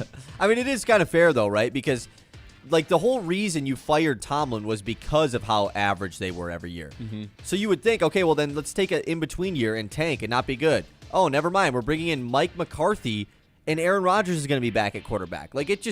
It felt like the most lateral play ever for the Steelers to be like, we're firing Tomlin, but then we're running back this same team as last year, and we're going to trade for a wide receiver that's overpaid, and just like DK Metcalf already is, and we're going to bring in the same quarterback we had last year. I don't know. I just think they go 9-8 again. I think this is the year it all falls apart. I hope so. 6 wins for Aaron Rodgers in his final season. That's what it takes for him to retire. Next statement. Kenneth Walker is going to be the number one running back in fantasy football. This is just the most, there's all these statements that are like, oh, I could see this. And then there's this one. This is one of the more ludicrous things that this article states. I think it is the most ludicrous thing. Because I thought you were going to say the number one running back on the Chiefs. No. Because he's always been in a split his whole time, you know? No, and here's why the answer is no. He won't be the number one running back in fantasy football. How many times do you think Pacheco averaged more than 10 points per game in 4 years? 0? Once. Every other year he's below 10 points per game. Clyde Edwards-Helaire, don't even get me started on that disaster. They don't give the ball enough to their running backs. So I have no idea how even if he hits and Kansas City loves him, there's no chance that he's a top 10 running back in fantasy football, let alone the especially if first Kareem guy. Hunt returns. I don't know what the Kareem Hunt situation is, but like he'll just score all the touchdowns again, just like Charbonnet did in Seattle. Well, even if Kenneth Walker is the workhorse, I still just don't think the volume is there for him to be one of the 5 best running backs in football. Let fantasy. alone one. Yeah, one is crazy. Yeah, I'm out. Overreaction? Totally an overreaction. A.J. Brown and Max Crosby won't be on new teams to start the season. This kind of feels like the proper reaction, right? Max Crosby is all but committed to playing for the Raiders next season. I mean, I would be shocked if he goes somewhere else now just because there's no way someone would give up 2 firsts for him. Yeah, exactly. And it doesn't make sense for Vegas to move him now that they just are going to get way less value than they originally were. Yeah, you can't maximize his value anymore. The only way that this would happen is if Crosby himself came out and said, "Man, you guys traded me once. I don't want to play here now. Like, trade me again." And he's not doing that. Yeah, he wants to go play for the Vegas again. He said this was meant to be. Like, I didn't, like, this is probably just what was supposed to happen the whole time. So he's not going to be traded. The A.J. Brown thing, though, is the one that is, it feels like, why hasn't it happened already if it was going to happen? I think this happens the week of the draft, the same way he got traded I was just going to say 4 that. years ago or 5 years ago, however it ended up. However close it was to the draft, it was that week. That was a draft like right when they were picking. That happened during the draft. Yeah, it was crazy. Do you want to know what that was for? It was for the 18th overall pick and something a third. else. Yeah, 18th pick and a third. No way they're getting anything less than that. I think it starts with a first and a second. And I honestly would just keep them unless I'm getting 2 firsts. And I think around draft time, someone might get desperate enough to do it. No. Someone might. 2 firsts for A.J. Brown? I'm saying if I'm Howie Roseman, I'm not taking anything less. I'd rather just keep him. But there's also no way that anyone gives that up. I would take a first and a second for A.J. Brown if I'm Howie Roseman. I would want a great first package. and second and more. That's an awesome package. I would want a first, a second, and a fourth. Think about what we were talking about pre-DJ Moore trade. Like a second for A.J. Brown I thought was on the table. And Now A.J. it's Brown just is just not. way better than DJ That's what Moore, I'm and saying. he went for a second. I just said pre-DJ Moore trade. I would be asking for 2 firsts, and I know that's an overpay, but I just wouldn't trade a really good player unless I'm getting overpaid for him. That's the way I would operate. Okay, Rams. This is the last one. The Rams are going to win a Super Bowl in Los Angeles again. Super Bowl in SoFi. They've already done this once. They won it all in SoFi, which had never happened before Tampa Bay. Right. And then Tampa Bay. happened like twice. And now it could happen again. Kind of weird. I mean, to just like pick the Super Bowl winner, like it doesn't feel like an overreaction because they're, of course, one of the best teams. But no chance this happens again, right? Like for how long they went without this ever happening. Trent McDuffie, Jalen Watson both added to the secondary. They're the favorites now to win the entire thing. Yeah, it's certainly not an overreaction to say that the team that's favored to win the Super Bowl is going to win the Super Bowl. But, so I guess it's proper, sure. Proper reaction. Yeah. I'm with you. I won't pick them to win the Super Bowl in March, but if you want to, go ahead. There you go. There you have it. That's around the league. All right, we got something fun coming up next because, we saw this debate going on online yesterday, and we wanted to bring it to the show. This is the Ben Bosscher Show, live here on 100.9 The Mid. Around the League, as always, is brought to you by our friends over at Aired Insurance Group. They understand not everyone's insurance needs are the same. They want to work personally with you to create something best suited for your needs, whether it's life, home, auto, physical insurance. It's all available with the Aired Insurance Group with Farm Bureau Insurance. The Ben Bosscher Show, built by Bresky Siding and Building.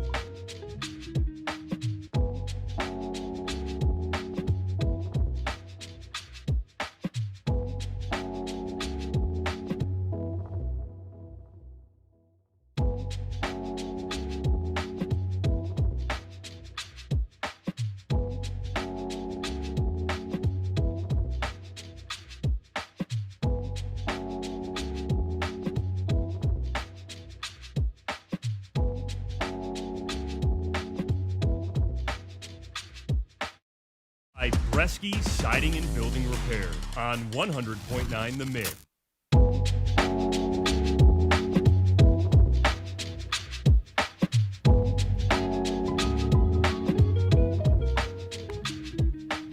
So there was a debate going on online last night of every sports city, how many of them actually have an NHL team in their top 3 most popular. So, like, how many of them are not last? And a lot of Detroiters were saying, well, the Red Wings.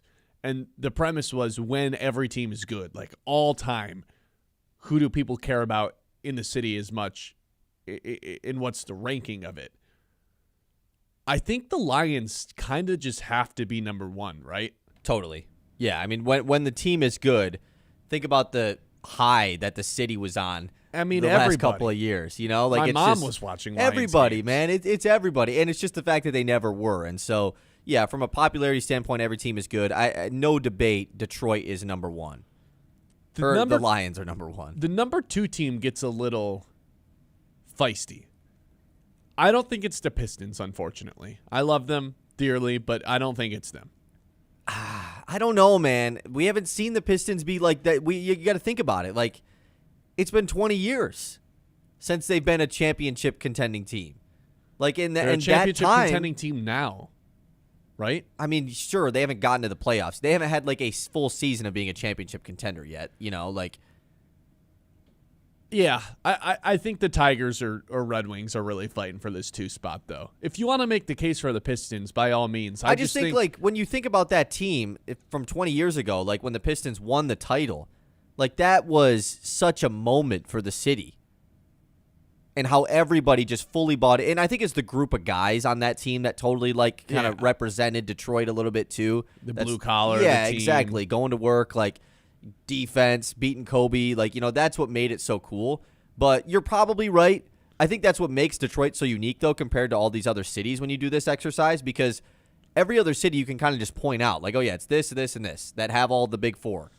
Detroit, I think, it really fluctuates. I think I might have the Tigers number 2, because when the Tigers are good and summer every single day, you have the luxury of like, oh, man, you catch the Tigers today, and it just becomes like a water cooler thing, where everyone's kind of just tapped in and excited, and Scooble's on the mound every 5 games, and they're winning games in electrifying ways.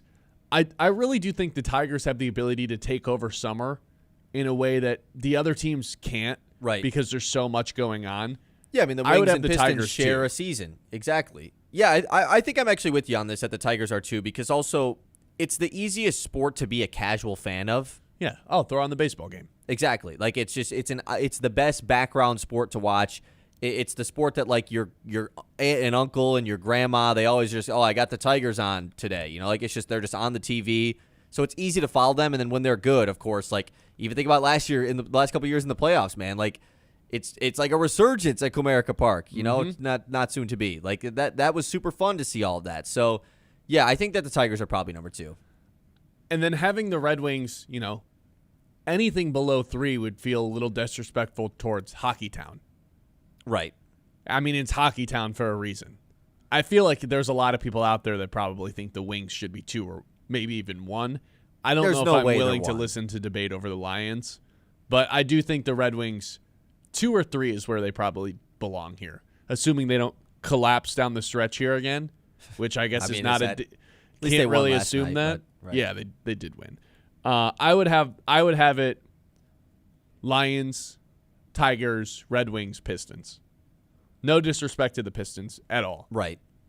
There's also just been there's less history with that team compared to the other ones. Of course, yeah. I mean, the history of the Red Wings, just like there's so much connection with the Red Wings in Detroit as far as like being historically great. And so, yeah, I think you're probably right. There's definitely an argument for the Wings to be number 2. I can see the Pistons' argument out of being number 4. Like just, and obviously, like I wasn't consuming everything that was going on in the city when they won a title over 20 years ago. But like I've heard all the stories. I've heard all, you know, going back to the bad boy stuff too. So like they certainly have a case here, and I think a lot of people probably would have them higher on this list. But I certainly agree with the top 2.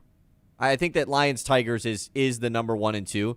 I struggle to find a city that doesn't have the football team as the top 1, right? I mean, just think about every city that has at least 3 major sports. Like they all have the football team at the top, right? Yeah. Outside of, we're not counting like Toronto. They don't have a football team. Of course, their hockey team is the highest. But like in America, the football teams are just always at the top of everything. New York, Are the Yankees do they just trump everything? See, I don't really know if we can count the teams that have multiple sports in each or multiple teams in each sport. But I mean, of course, Yankees I think over the Yankees Mets. would. You're probably right, actually. Okay. Cubs, do they top the Bears? No, Probably it's not. got to be the Bears. It's got to be the Bears. The Blackhawks are that's a pretty good one.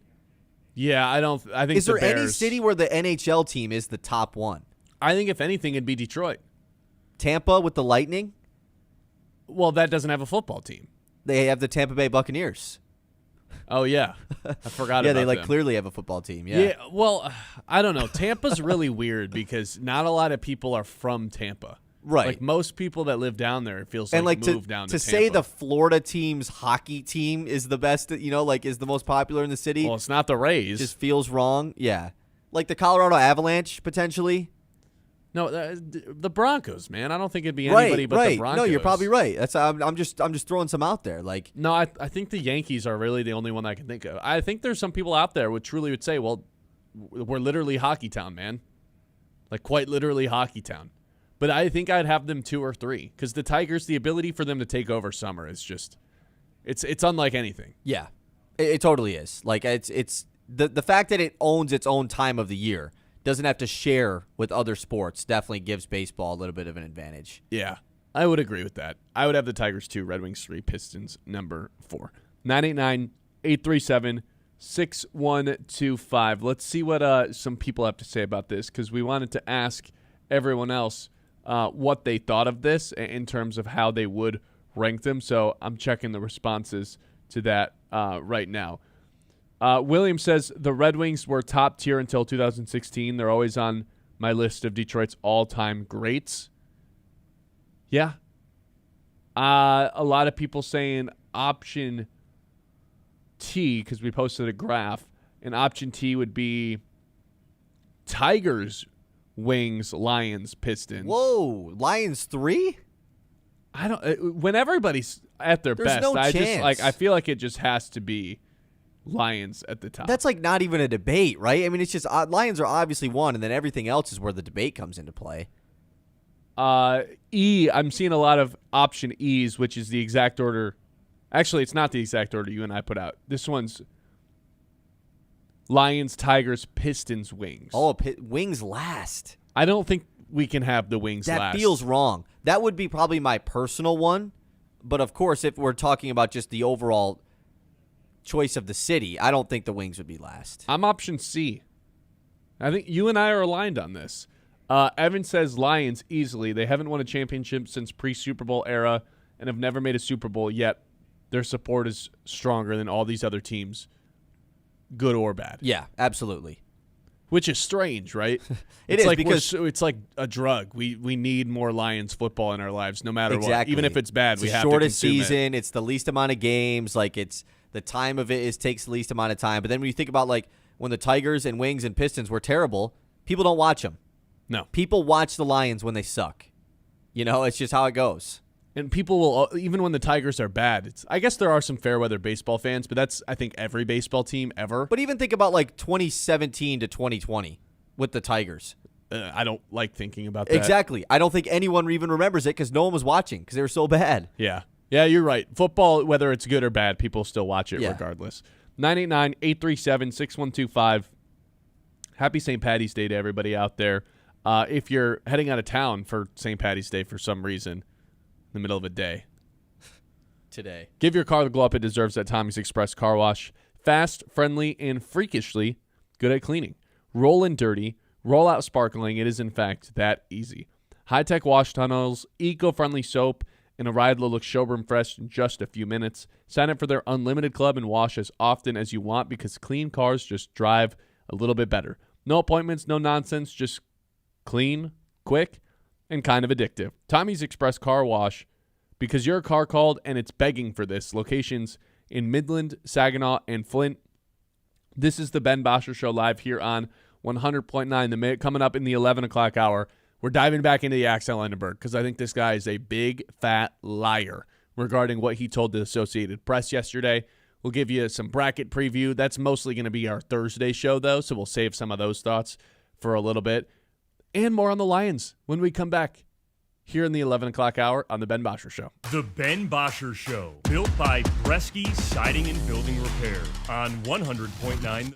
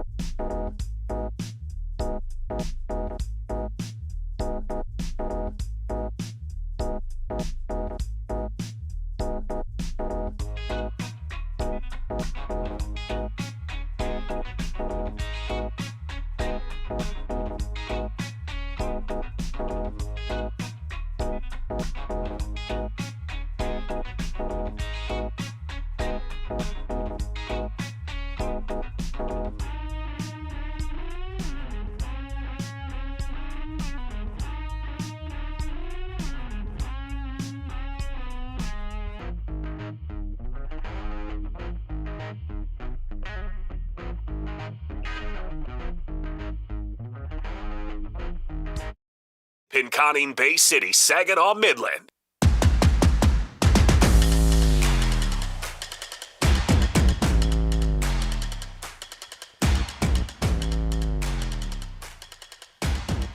Yaxel Lendeborg, he has just got to be lying. There's no way he's not. Yesterday, he told the Associated Press that Kentucky this offseason, when he was in the portal, offered him $7 to $9 million to come play for Big Blue Nation.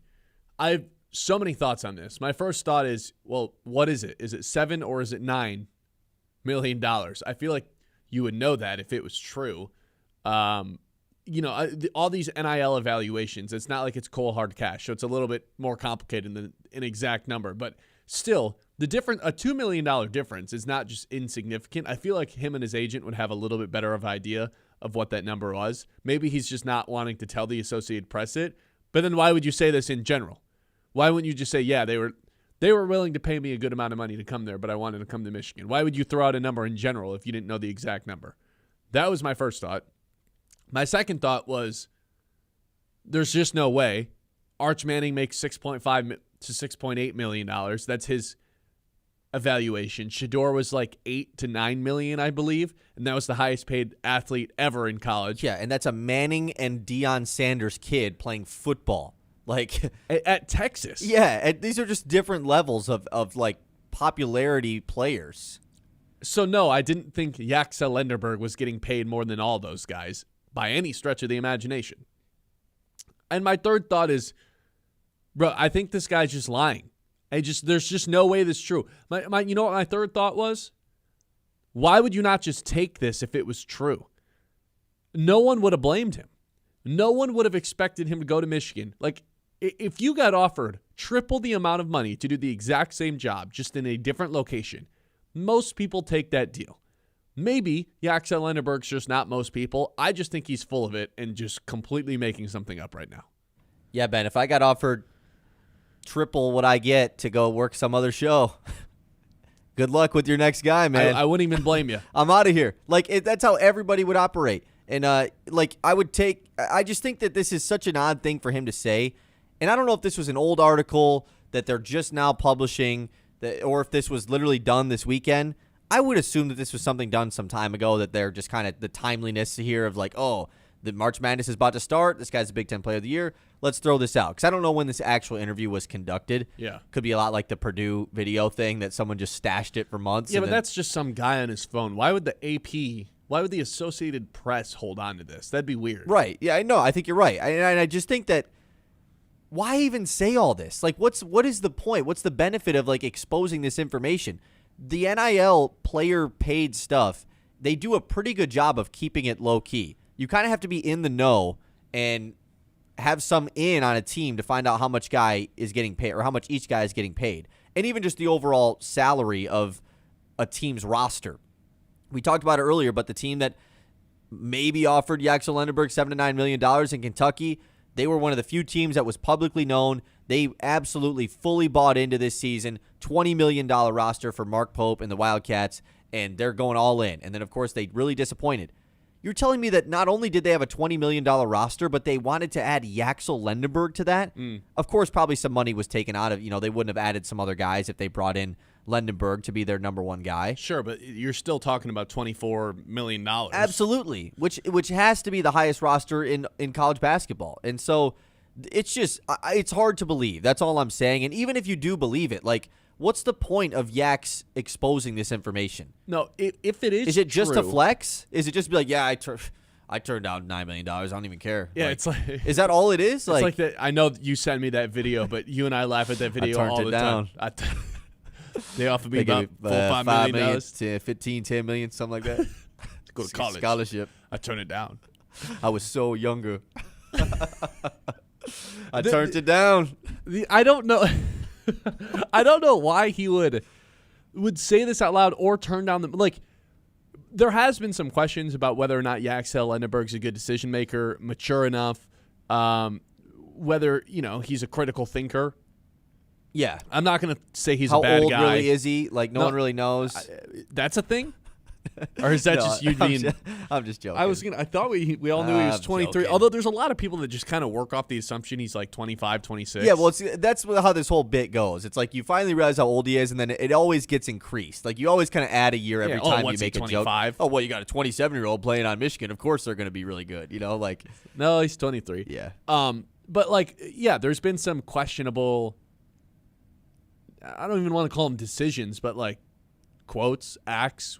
This thing in the press conference after they played Duke was like, hey, man, are you good? Like, yeah. What's going on here? Like they asked him about Cam Boozer, and he just like laughed, forgot to speak. Like he didn't realize he had to say words to answer. And a 19-year-old Merez Johnson had to step in for him and answer the question like a real adult. Like, yeah, and then the video of him saying all the F Purdue stuff, like it's just like, okay, there is some maturity questions.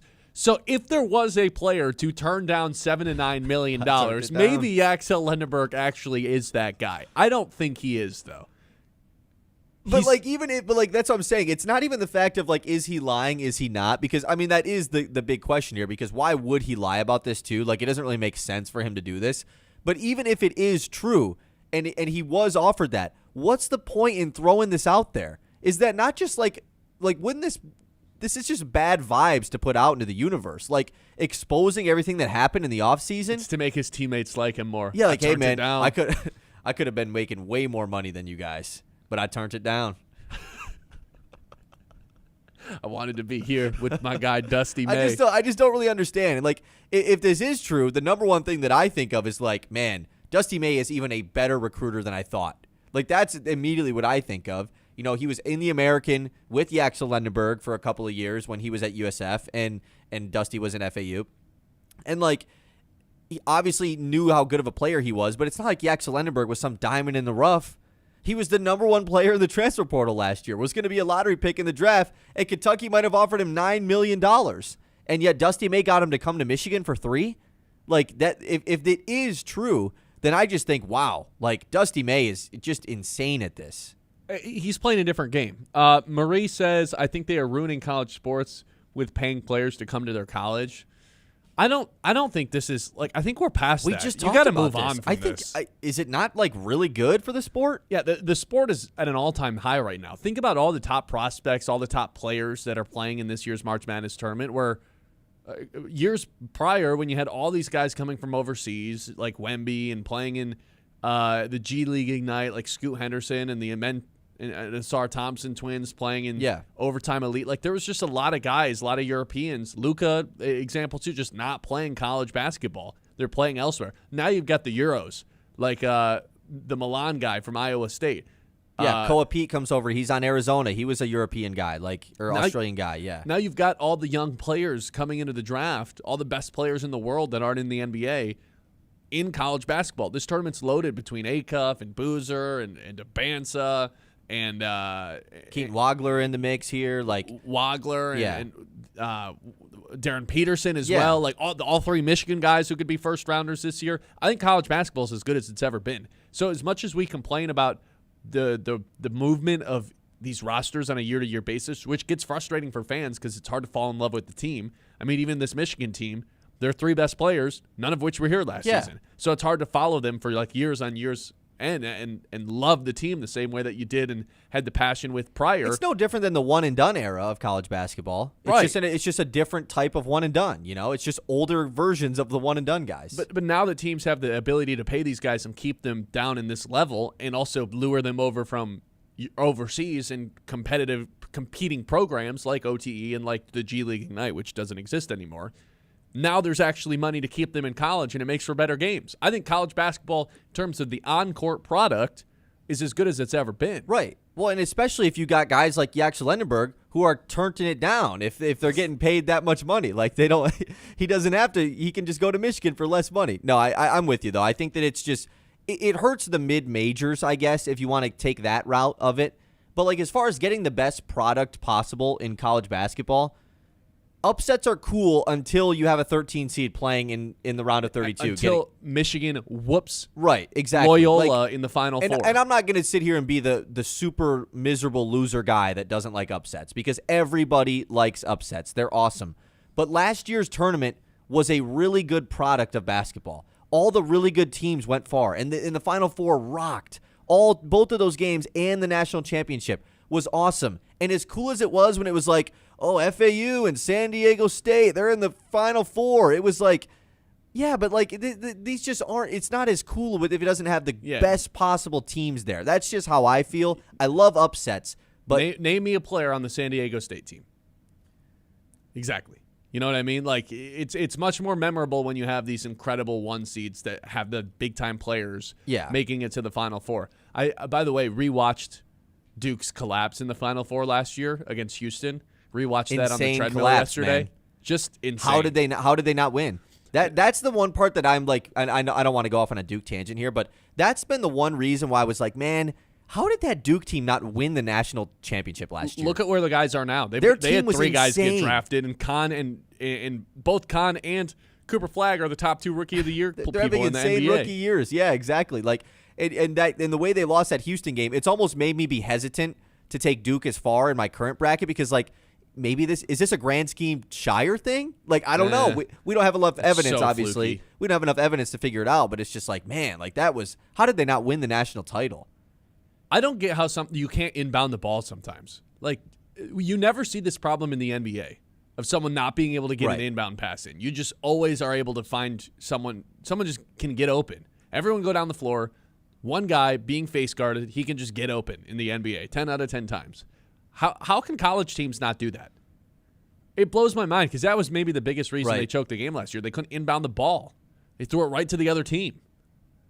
I don't get it. I really don't. And then the bad foul call on Cooper as well. I Right. loved it, though. Smile It was on a really my good face game. the entire time. It was an awesome game. And the announcers are like, Houston's got to hurry. And they're just taking their time with like a minute and 17 on the clock. And they end up finding a buck, and they're like, we'll just get our stops. Yeah. We're not really worried They about still scoring. won. We'll just get our stops. And even the national championship game last year, like Houston doesn't get the final shot off. Like the travel, it was just like the worst way to end the game, but it was such a good game down the stretch. Like it was awesome. 989-837-6125. Great Lakes Spine and Medical. Quick heads up for all the parents and athletes out there. If you've got kids gearing up for spring sports, or if you're just playing in a summer league, get yourself the physical you need with Great Lakes Spine and Medical. They make the process fast, easy, and stress-free. No long waits, no bouncing all over town. Plus, you're not just checking a box. The medical team actually looks at the overall movement, flexibility, and injury prevention to help athletes stay healthy all season long. Appointments are easy to schedule. Get those physicals done now and be ready for game day with Great Lakes Spine and Medical. The Ben Bosscher Show, built by Bresky Siding and Building Repair.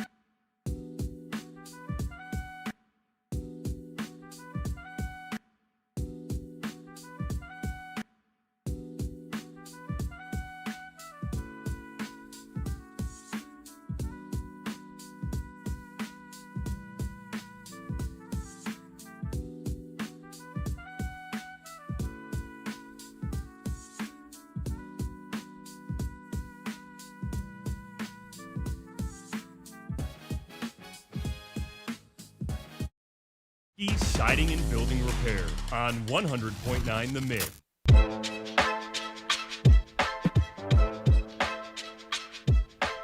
We'll get into the Lions. We were supposed to do that right now, but we just had a trade go down in the NFL, so we're going to flip segments. Kyle, let's do the news in this segment, and then we'll go back to the Lions at 11:30. You ready? Let's take it away. The Mits Morning Catch. See, if you would have thrown that on John, we'd have been having some issues. That's for sure. John Okay. just taking shots here, left and right. Look, John, this shirt is green, okay? That's all I got to say. This is a green shirt. It's mint green.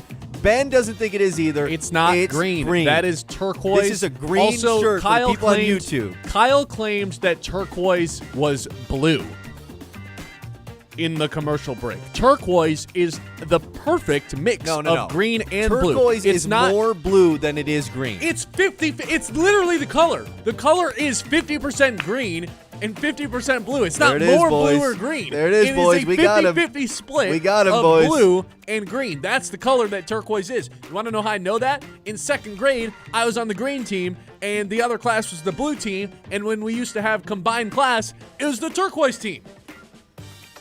This is second grade stuff, Kyle.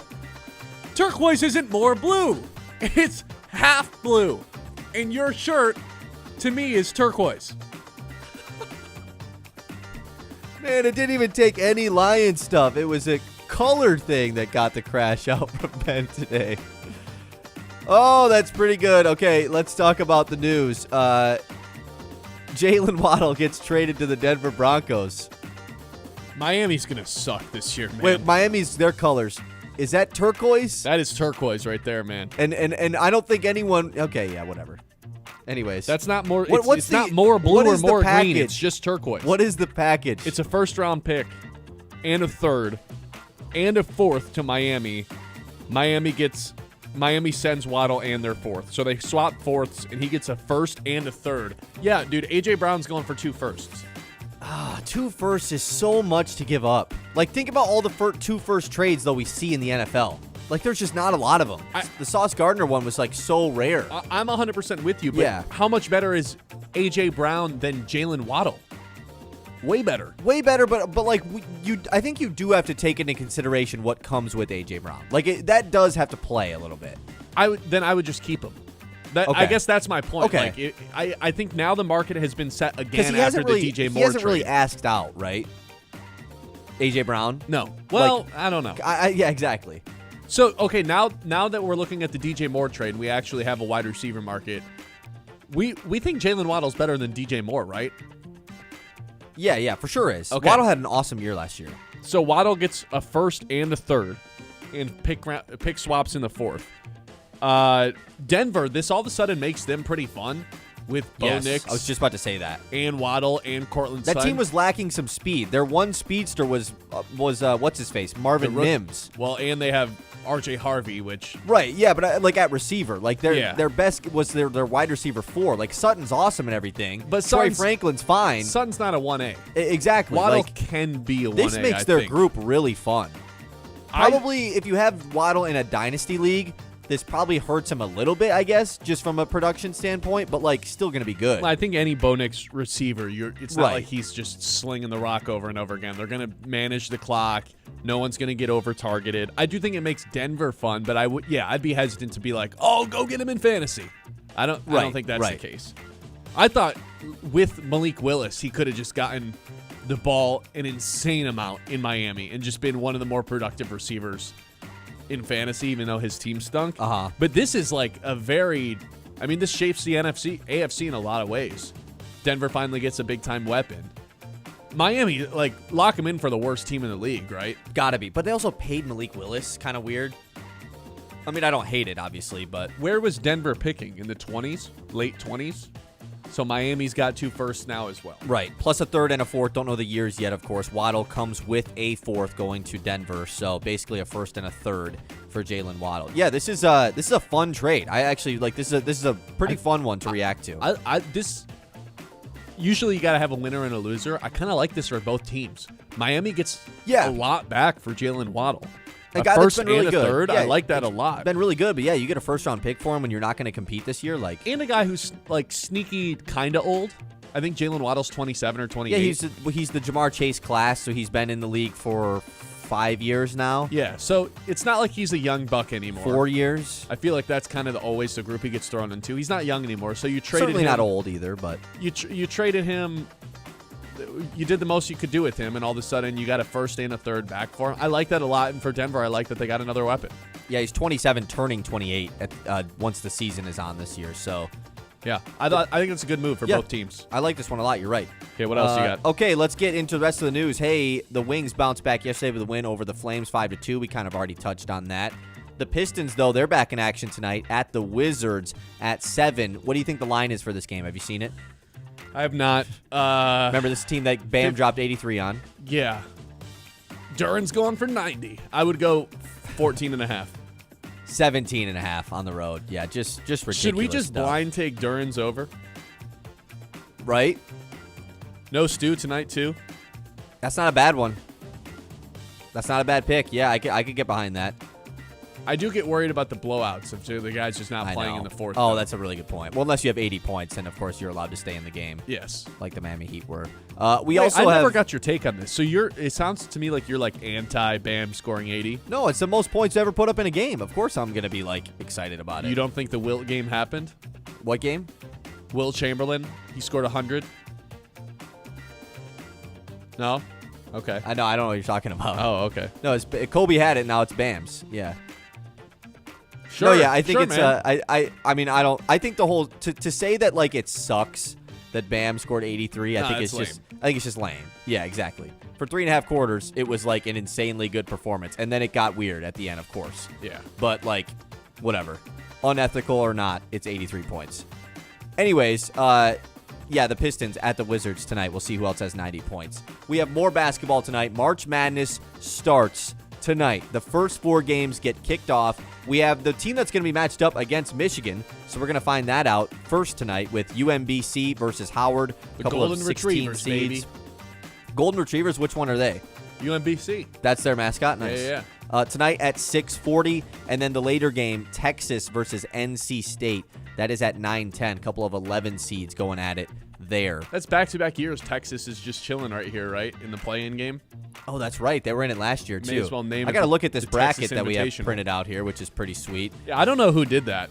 Who Yeah, brought those up whoever here, did but this, thank by you. the way, like this is pretty sweet to get the physical copy of these here. Who is Texas versus NC State's matchup? Who did the 6 seed that they drew? It is BYU. So winner will get to take on BYU. We'll find that out. What we're gonna find out tonight is the World Baseball Classic champion, because Venezuela came back yesterday against Italy. They scored 3 runs in the 7th inning. They win 4-2. They're making the World Baseball Classic championship game for the first time ever, and it will be U.S.-Venezuela tonight at 8. Miggy's one of the coaches. Maglia Ordonez, I did confirm, one of the coaches. Kaiser Montero on the mound. Gleyber Torres is the player that's on this team as well. A lot of former Tigers playing for Venezuela. So we're rooting for them. No. Sorry, Miggy. Can't have them all. Shout out to Montero, though. Like, pitched a pretty good outing yesterday. Yeah, that was a really fun game all around. This has been a really fun tournament. Can't wait for tonight, 8 o'clock. Michigan State, we got the line on their game against North Dakota State. 15.5-point favorites against the Bison. Pretty large. Yeah, I would not touch that. It's something that I don't look at the spreads as enough as I probably should when I'm filling out my bracket, because I just feel like it doesn't really matter. Like, March is just so weird that, like, I shouldn't take into consideration that, but, like, MSU, that big of favorites. No, you it's gotta make me feel good about them not being upset. You got to stay true to your word, though, about it. What the regular season, season matters. That's my if theme you this start year. looking at Vegas, that starts to swing. It's a good point. Yeah, that's a really good point. Yeah, my theme this year is like the regular season has to matter. I have to trust the teams that I watched this season that impressed me the most, and that's kind of what I'm going to rock with. So you think that East region with all those great coaches is overrated? I do believe that. Yes. Let's do this final thing in the news. I quickly got to say, Darius Slay officially is retiring from the NFL. A Lions legend? Can we give him Lions legend? I think we can, right? Darius Slay was an elite lockdown corner for the Lions for several seasons. First team All-Pro guy, we can give him three-time Pro Lions Bowler. legend, I think.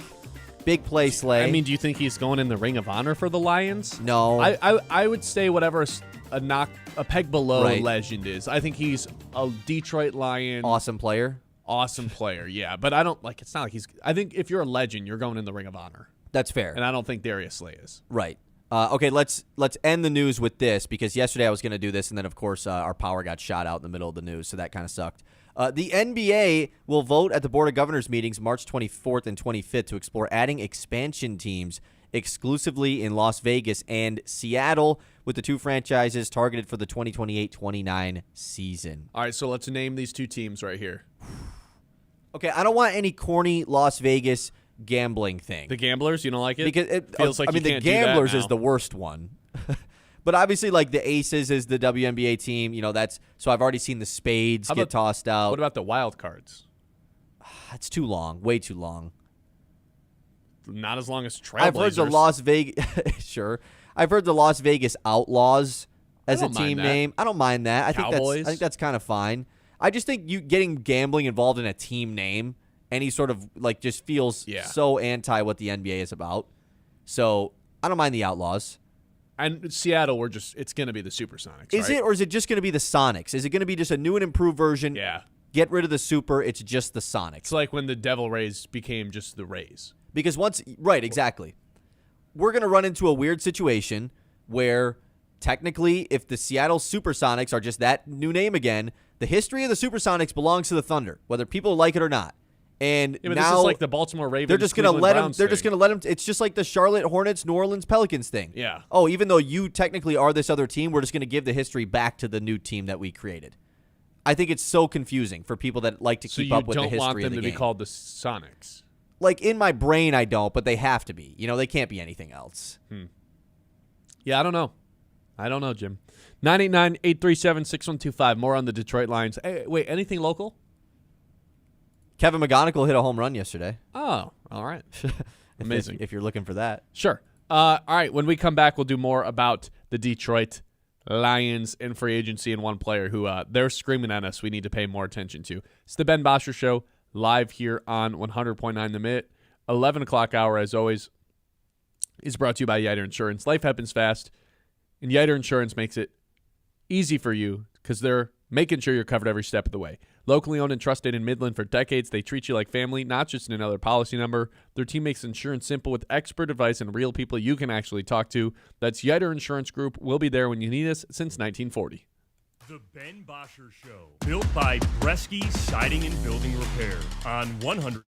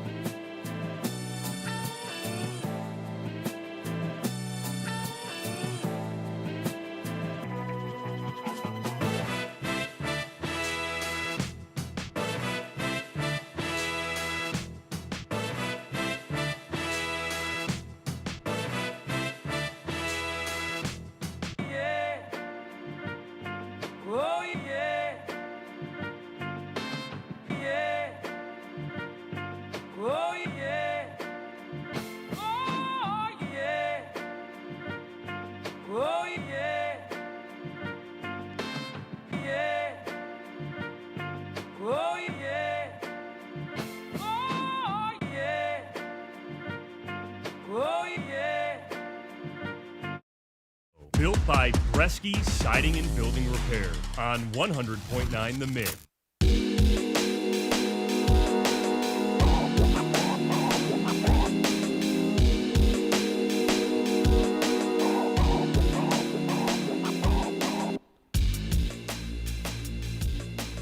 All right, you want more on Yaks or more on the Lions? This is like one of those books that you read, the Choose Your Own Adventure. I'm letting Kyle choose what path we Man, you walk made me down. do this yesterday, too. I know. I kind of like this, doing this at like in the 11 o'clock hour. Right, yeah. Let's talk more about the Lions. Okay. Well, You seem like you wanted to do the other option.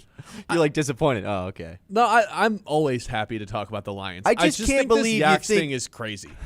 Yeah, no, it is. Like, because I can't believe it. But what were you just about to say? I just can't believe you think St. Patrick's Day is overrated. Oh, okay. That's another path we could walk down.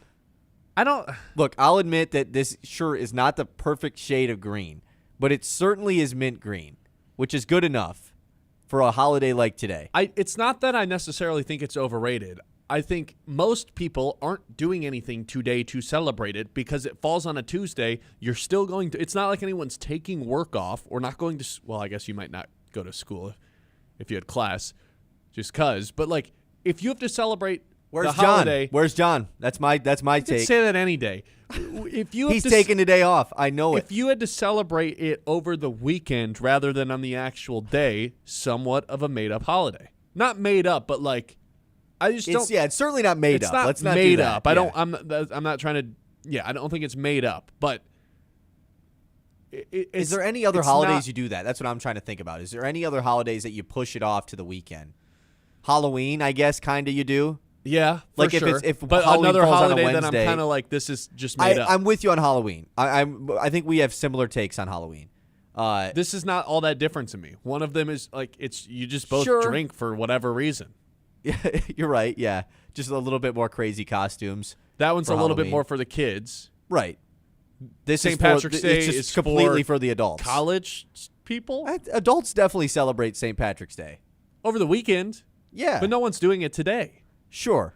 That's why I think it's just a little bit like, I don't know. 4th of July, another one too. By the way, you kind of celebrate 4th of July a little bit of the weekend, but you get it off though too. Yeah, you all for July. The only thing I back up is It's like time work. It you. I will do that. And the fact all time work in this middle of St. Patrick's totally dependent on the year because the day of the week, like the day it falls on, and the weather. That plays a huge factor. If it's on a Friday and it's nice outside, oh, St. Patrick's Day rocks. I'm all in. If it falls on a Sunday I'm and it's all nice in. outside, guess again, sounds like a great day. But if it falls on a Tuesday and it's like it is outside right now, I'm sorry, I'm not going to be partaking in many St. Patty's Day activities today. Maybe I'll pick up a Shamrock Shake. But that's probably about it. Okay. Was it cold in Chicago? Oh yeah. Oh, it was so cold. See, it was freezing, and it rocked. No. That never rocks. It was ever. actually so cold, and I didn't wear my coat either because I was just like, I don't want to have to carry around my coat when I go inside. Yeah, it was a really bad idea. That's good. See, so last week I'm gone. Vacation. When I left, it was 68 degrees that day. Yeah, I it didn't was even really bring nice my that coat. day. I come back and it's freezing. What happened? We got a blizzard, man. I mean, it was terrible. Like, and now we had a blizzard last night here. It's ridiculous. Anyway, I think the Lions are going to be a lot more dependent on this players than Levi Wins-Enrique, which I don't know how we got to this point other than they let Alquini Muhammad walk and they let Roy Lopez walk. But that's where we are now, that the second overall pick by Brad Holmes is suddenly a very important person for the Lions going into the season. Now, I do anticipate they find another edge rusher at some point, but this is someone who did start 10 games for the Lions 2 years ago and then obviously didn't play last year because of the back injury. Theoretically, has a whole year to rehab, should be healthier, and was pretty good in 24. I do expect him to be that hybrid role where it's like he can be defensive tackle, he can play the 4-eye spot. If you really need him to, he can play the edge on, the downs in which you assume they're going to rush the ball, the other team. But the Lions are telling us that they believe in this guy, more so than they did Pascal, because Pascal's gone. It's a weird position to be into. It's a hard sell to the fans, and I'm not even going to attempt to make it. But I'm just telling you what they're telling us, and that's that Levi Onwuzurike is going to have an important role on this team.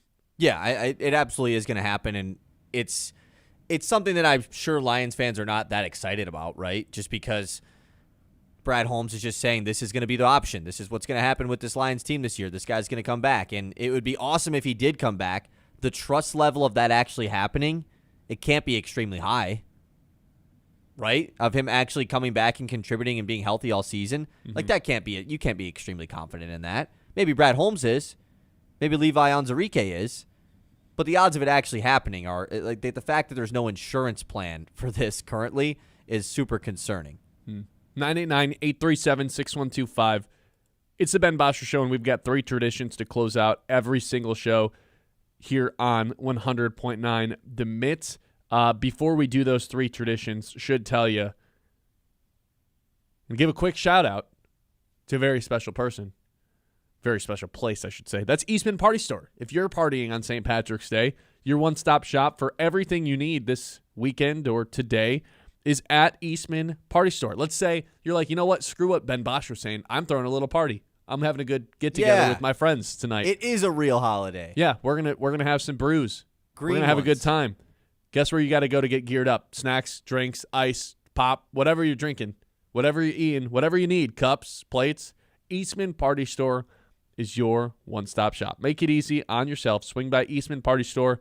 Get in, get out, get on with your night. It's that easy. Eastman Party Store, quick stop, great selection, and always clutch when you need them most. The Ben Bosscher Show, built by Bresky Siding and Building Repair on 100.9 The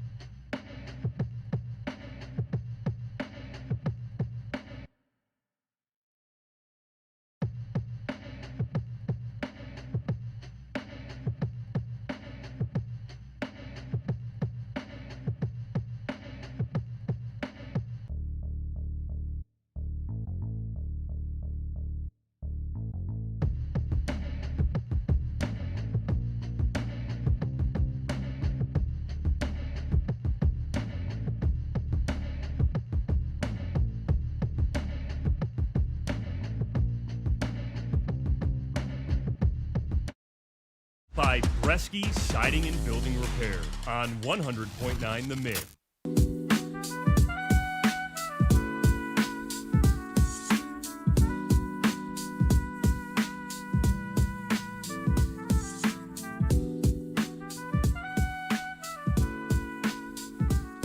All right, we have two traditions to close out every show. The first tradition we have is our game of the day. Game of the day. Pistons, Wizards. No, I'm just kidding.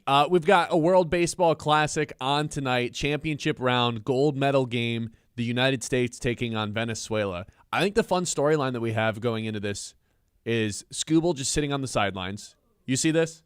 Scooble just kind of hanging out in the locker room. Yeah. Did you see the quote he had?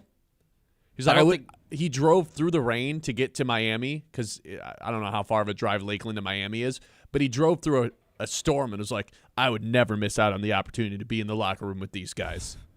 Really? Because you're missing out on the opportunity to pitch. You're passing up on that. You know, what's better than hanging out in the locker room for this game? Oh, I don't know. Playing in it, pitching in it. You could do that. So you're fine missing out on that, but you couldn't miss out on being in the locker room. He also I'm missed so sick out. of it, dude. He missed out on being in the locker room for one of their games, anyways. It's not like he was, like I'm what is so he sick talking of this about? guy. I really am, and I know I'm gonna like him once the season starts again, and once he's on the mound on opening day, and I'm sure most of it will go away. I'm getting so annoyed with it. Like this whole saga the last 3 weeks has been nonsensical. Truly, what do you mean you couldn't miss out on the opportunity? Right. You literally did.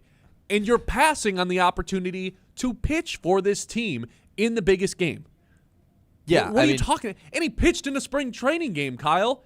If you're going to throw the pitches, why not make them ones that matter in a game that matters? You're throwing the pitches regardless. My whole thing last week was I just don't want to hear anything from him. I don't want any pictures. I don't want any quotes. I don't want nothing until he's pitching in the first game of the season for the Tigers. Like that is all that I'm sick of everything else that's non-baseball. Because when he pitches, he's so fun, and I love him. And I hate that I've become, not willing to like the guy anymore even, So hopefully now that the World Baseball Classic is done, this is all done. But who knows? Yeah. All right. That's the game of the day, though? That is our game of the day. Game of the day. Okay. With that being said, I would say the next tradition we do is our lock of the day. Lock of the day. You better lock it up. No, you lock it up. You lock it up. Lock it up. Lock it up. So I'm just sticking with this game. I really started to convince myself of Jalen Duren just going nuts tonight because it seems like every big man just goes crazy against the Wizards because, they're intentionally trying to lose and Bam scored 83. But I get a little bit worried about betting in big time spreads where one team's not trying to win. So I'm just going to stick with the World Baseball Classic. So I'm just going to go to a crazy bet instead. Yeah, I've got something good. You got to dig around to find this on books, but I found it. Bregman to home run tonight. So Bregman wasn't in the starting lineup in the semifinal for a reason. Gunnar Henderson was 7 for 9 in his career against Luis Severino. So Mark DeRosa makes the switch, puts Gunnar Henderson in the starting lineup, and it works. He homers. Guess who is one of 6 players in Major League Baseball to have 3 home runs on Eduardo Rodriguez, Venezuela's starting pitcher tonight? That is Alex Bregman. I think he makes the switch back, even though Gunnar Henderson's been amazing in the World Baseball Classic. 2 home runs, hitting over 429. I think they put Bregman back into the starting lineup for the exact same reason they put Gunnar Henderson in it, and I think it pays off, and he homers against Eduardo Rodriguez tonight. Plus 420. Another How do you former like that Tiger for going homework? at it. That's pretty good homework, yeah. No, I respect that one. Taking a guy who didn't play in the last game to hit a home run tonight. That's why you kind of have to dig around to find his odds. I'm obviously going to fade this. It's plus 420. It'd be awesome if it hit. I'm rooting for you. But, I can't tail that. Just win the whole week, basically, if I win this one. Yeah, exactly. And yesterday did not hit, by the way. Yesterday did not hit. Yeah. Lucas did you scored see the what first happened? basket of the game. It was a 2, and then hit a 3. 20 seconds after the first 3 minutes. Yeah, Yeah. And then he had a shot right before, that would have counted, but And he missed it. Yeah, I saw it. Yeah, pretty tough. I will give an update because we didn't get to give an update to everyone yesterday as far as the lock of the day standings go. If you missed it, we didn't count any of the picks that I made while Ben was gone, so it's just what Ben's picks are. He is 2.76 units up in the Big 2-6, 1.7 units up in the month of March so far. So we're already like halfway through March, and not that many picks have been made, but you're still up right now, so that's good. Thank you. Appreciate that. So, yeah, Alex Bregman hit a home run. You know what we're aiming for today? A home run. That's what we're trying to hit with the lock of the day. That was our lock of the day. Lock of the day. You better lock it up. No, you lock it up. You lock it up. Lock it up. Lock it up. All right. With that being said, we've got our last tradition, and that is to guess what Colin Cowherd opens with. And by the way, yesterday, J-Mac. I would assume it's J-Mac again. It's got to be J-Mac again today, right? You would just figure. Yeah, I mean, somebody's celebrating St. Patrick's Day at least. It's a good point. That's a good point. Somebody's taking off work, not a fake holiday. The score is 47-42, just like with the lock of the day. We didn't count any of the points from when it was John and I's show. I'm pretty sure I absolutely dominated John, though, in guessing Colin's Open. Sounds about right. Right. But today, since I do know what episode it is your turn to go first. 47-42. I know I just threw it at you to go first yesterday, but I don't want to screw it up. So you can go first again today. Well, nobody scored anyway yesterday, right? Right, exactly. Yeah, he led with the Lakers game from Saturday night. Just genius. So smart. So Genius. smart. With the whole of March Madness to talk about. You know what? I'm going to do it again. I'll just go back. Lakers. I think he just runs it back. Yeah, they played again last night. And they beat KD. Yeah. Yeah, the Lakers are a team we have to take seriously. Now, that's 6 straight wins. Luka looks unreal. LeBron's found a new rhythm since coming back from injury. This is right where the Lakers want to be, hitting their stride as you're in March. That is J-Mac or Colin's lead. Yeah, you're so right. Thanks. I think there's a world where this Waddle trade is like a big enough trade for him to lead with Denver and kind of just do it's maybe an AFC West thing. Like, this is Denver's division. They're going for it with Mahomes injured, but he's the end. Like, J-Mac always leads with NBA. Every single time, it's always NBA. He led with the Pistons at one time that he was filling in. So, you're probably right. I will go with the Broncos trading for Jalen Waddle, though. That's what I will. Yeah, that's what I will choose. But I still think I just don't know. You might, that's probably I don't know enough if it's time. lead worthy. I mean, for J-Mac, if it was Colin, this would be the top pick. But for J-Mac, the guy talked about the Lakers yesterday when they hadn't played in 2 full days. So smart. It really is. It really is so smart. Yeah. Okay, that's pretty much going to do it for us. I think John just brought us some Irish bread. That looks pretty good. What? It at least smells good. I think you can take the camera now. Yeah, no, that smells real good. So I'm going to try that here coming up shortly. Go for it again, John. Yeah, there you go. And he brought butter. Yeah, thanks for showing off the butter. Irish butter. No green beers for me today, though, I don't think. Maybe. Is there a place in town where you can get green beers? I don't know. Brad question. I'm not sure. He's not listening right now. Yep. All right. Appreciate everybody for tuning in today. Hope everyone has a fun rest of their St. Patrick's Day. We'll be back tomorrow. More on Lions free agency. More on March Madness. All coming your way. We'll do our March Madness special on Thursday, 9 to noon. Any last-minute changes to your bracket, we've got you covered because we're going to fill out one, putting all of our brain powers together and have a whole MIT bracket that we're working off of. And then tomorrow will be our Miami, Ohio special. No, that won't happen. They play tomorrow or tonight? They play tomorrow. Yeah, now it'd be more fun if they played tonight. Yeah, I wish they did. That's kind of the lone playing game, yeah, that I'm wanting to watch. Me too. The other ones I don't know if I'll actually tune into. Probably not. I mean, even maybe the 16 seed game tonight, since they're playing Michigan, just to get a look at them. Is there any world where but Michigan could not practice or watch any film against these two teams, and I think they would just whoop them. I mean, probably, yeah. Yeah, that's the level they're on these days. All right, appreciate everyone for tuning in. 100.9 The Mitt on YouTube, Facebook, Instagram, TikTok. Just search us there. Facebook, where you can stay up to date on all the latest news, stats, stories. YouTube, if you missed out on the show, you guys can watch full segments there.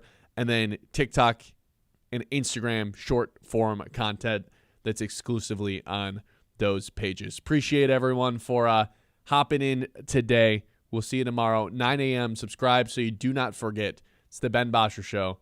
Hope it was worth it. The Ben Bosscher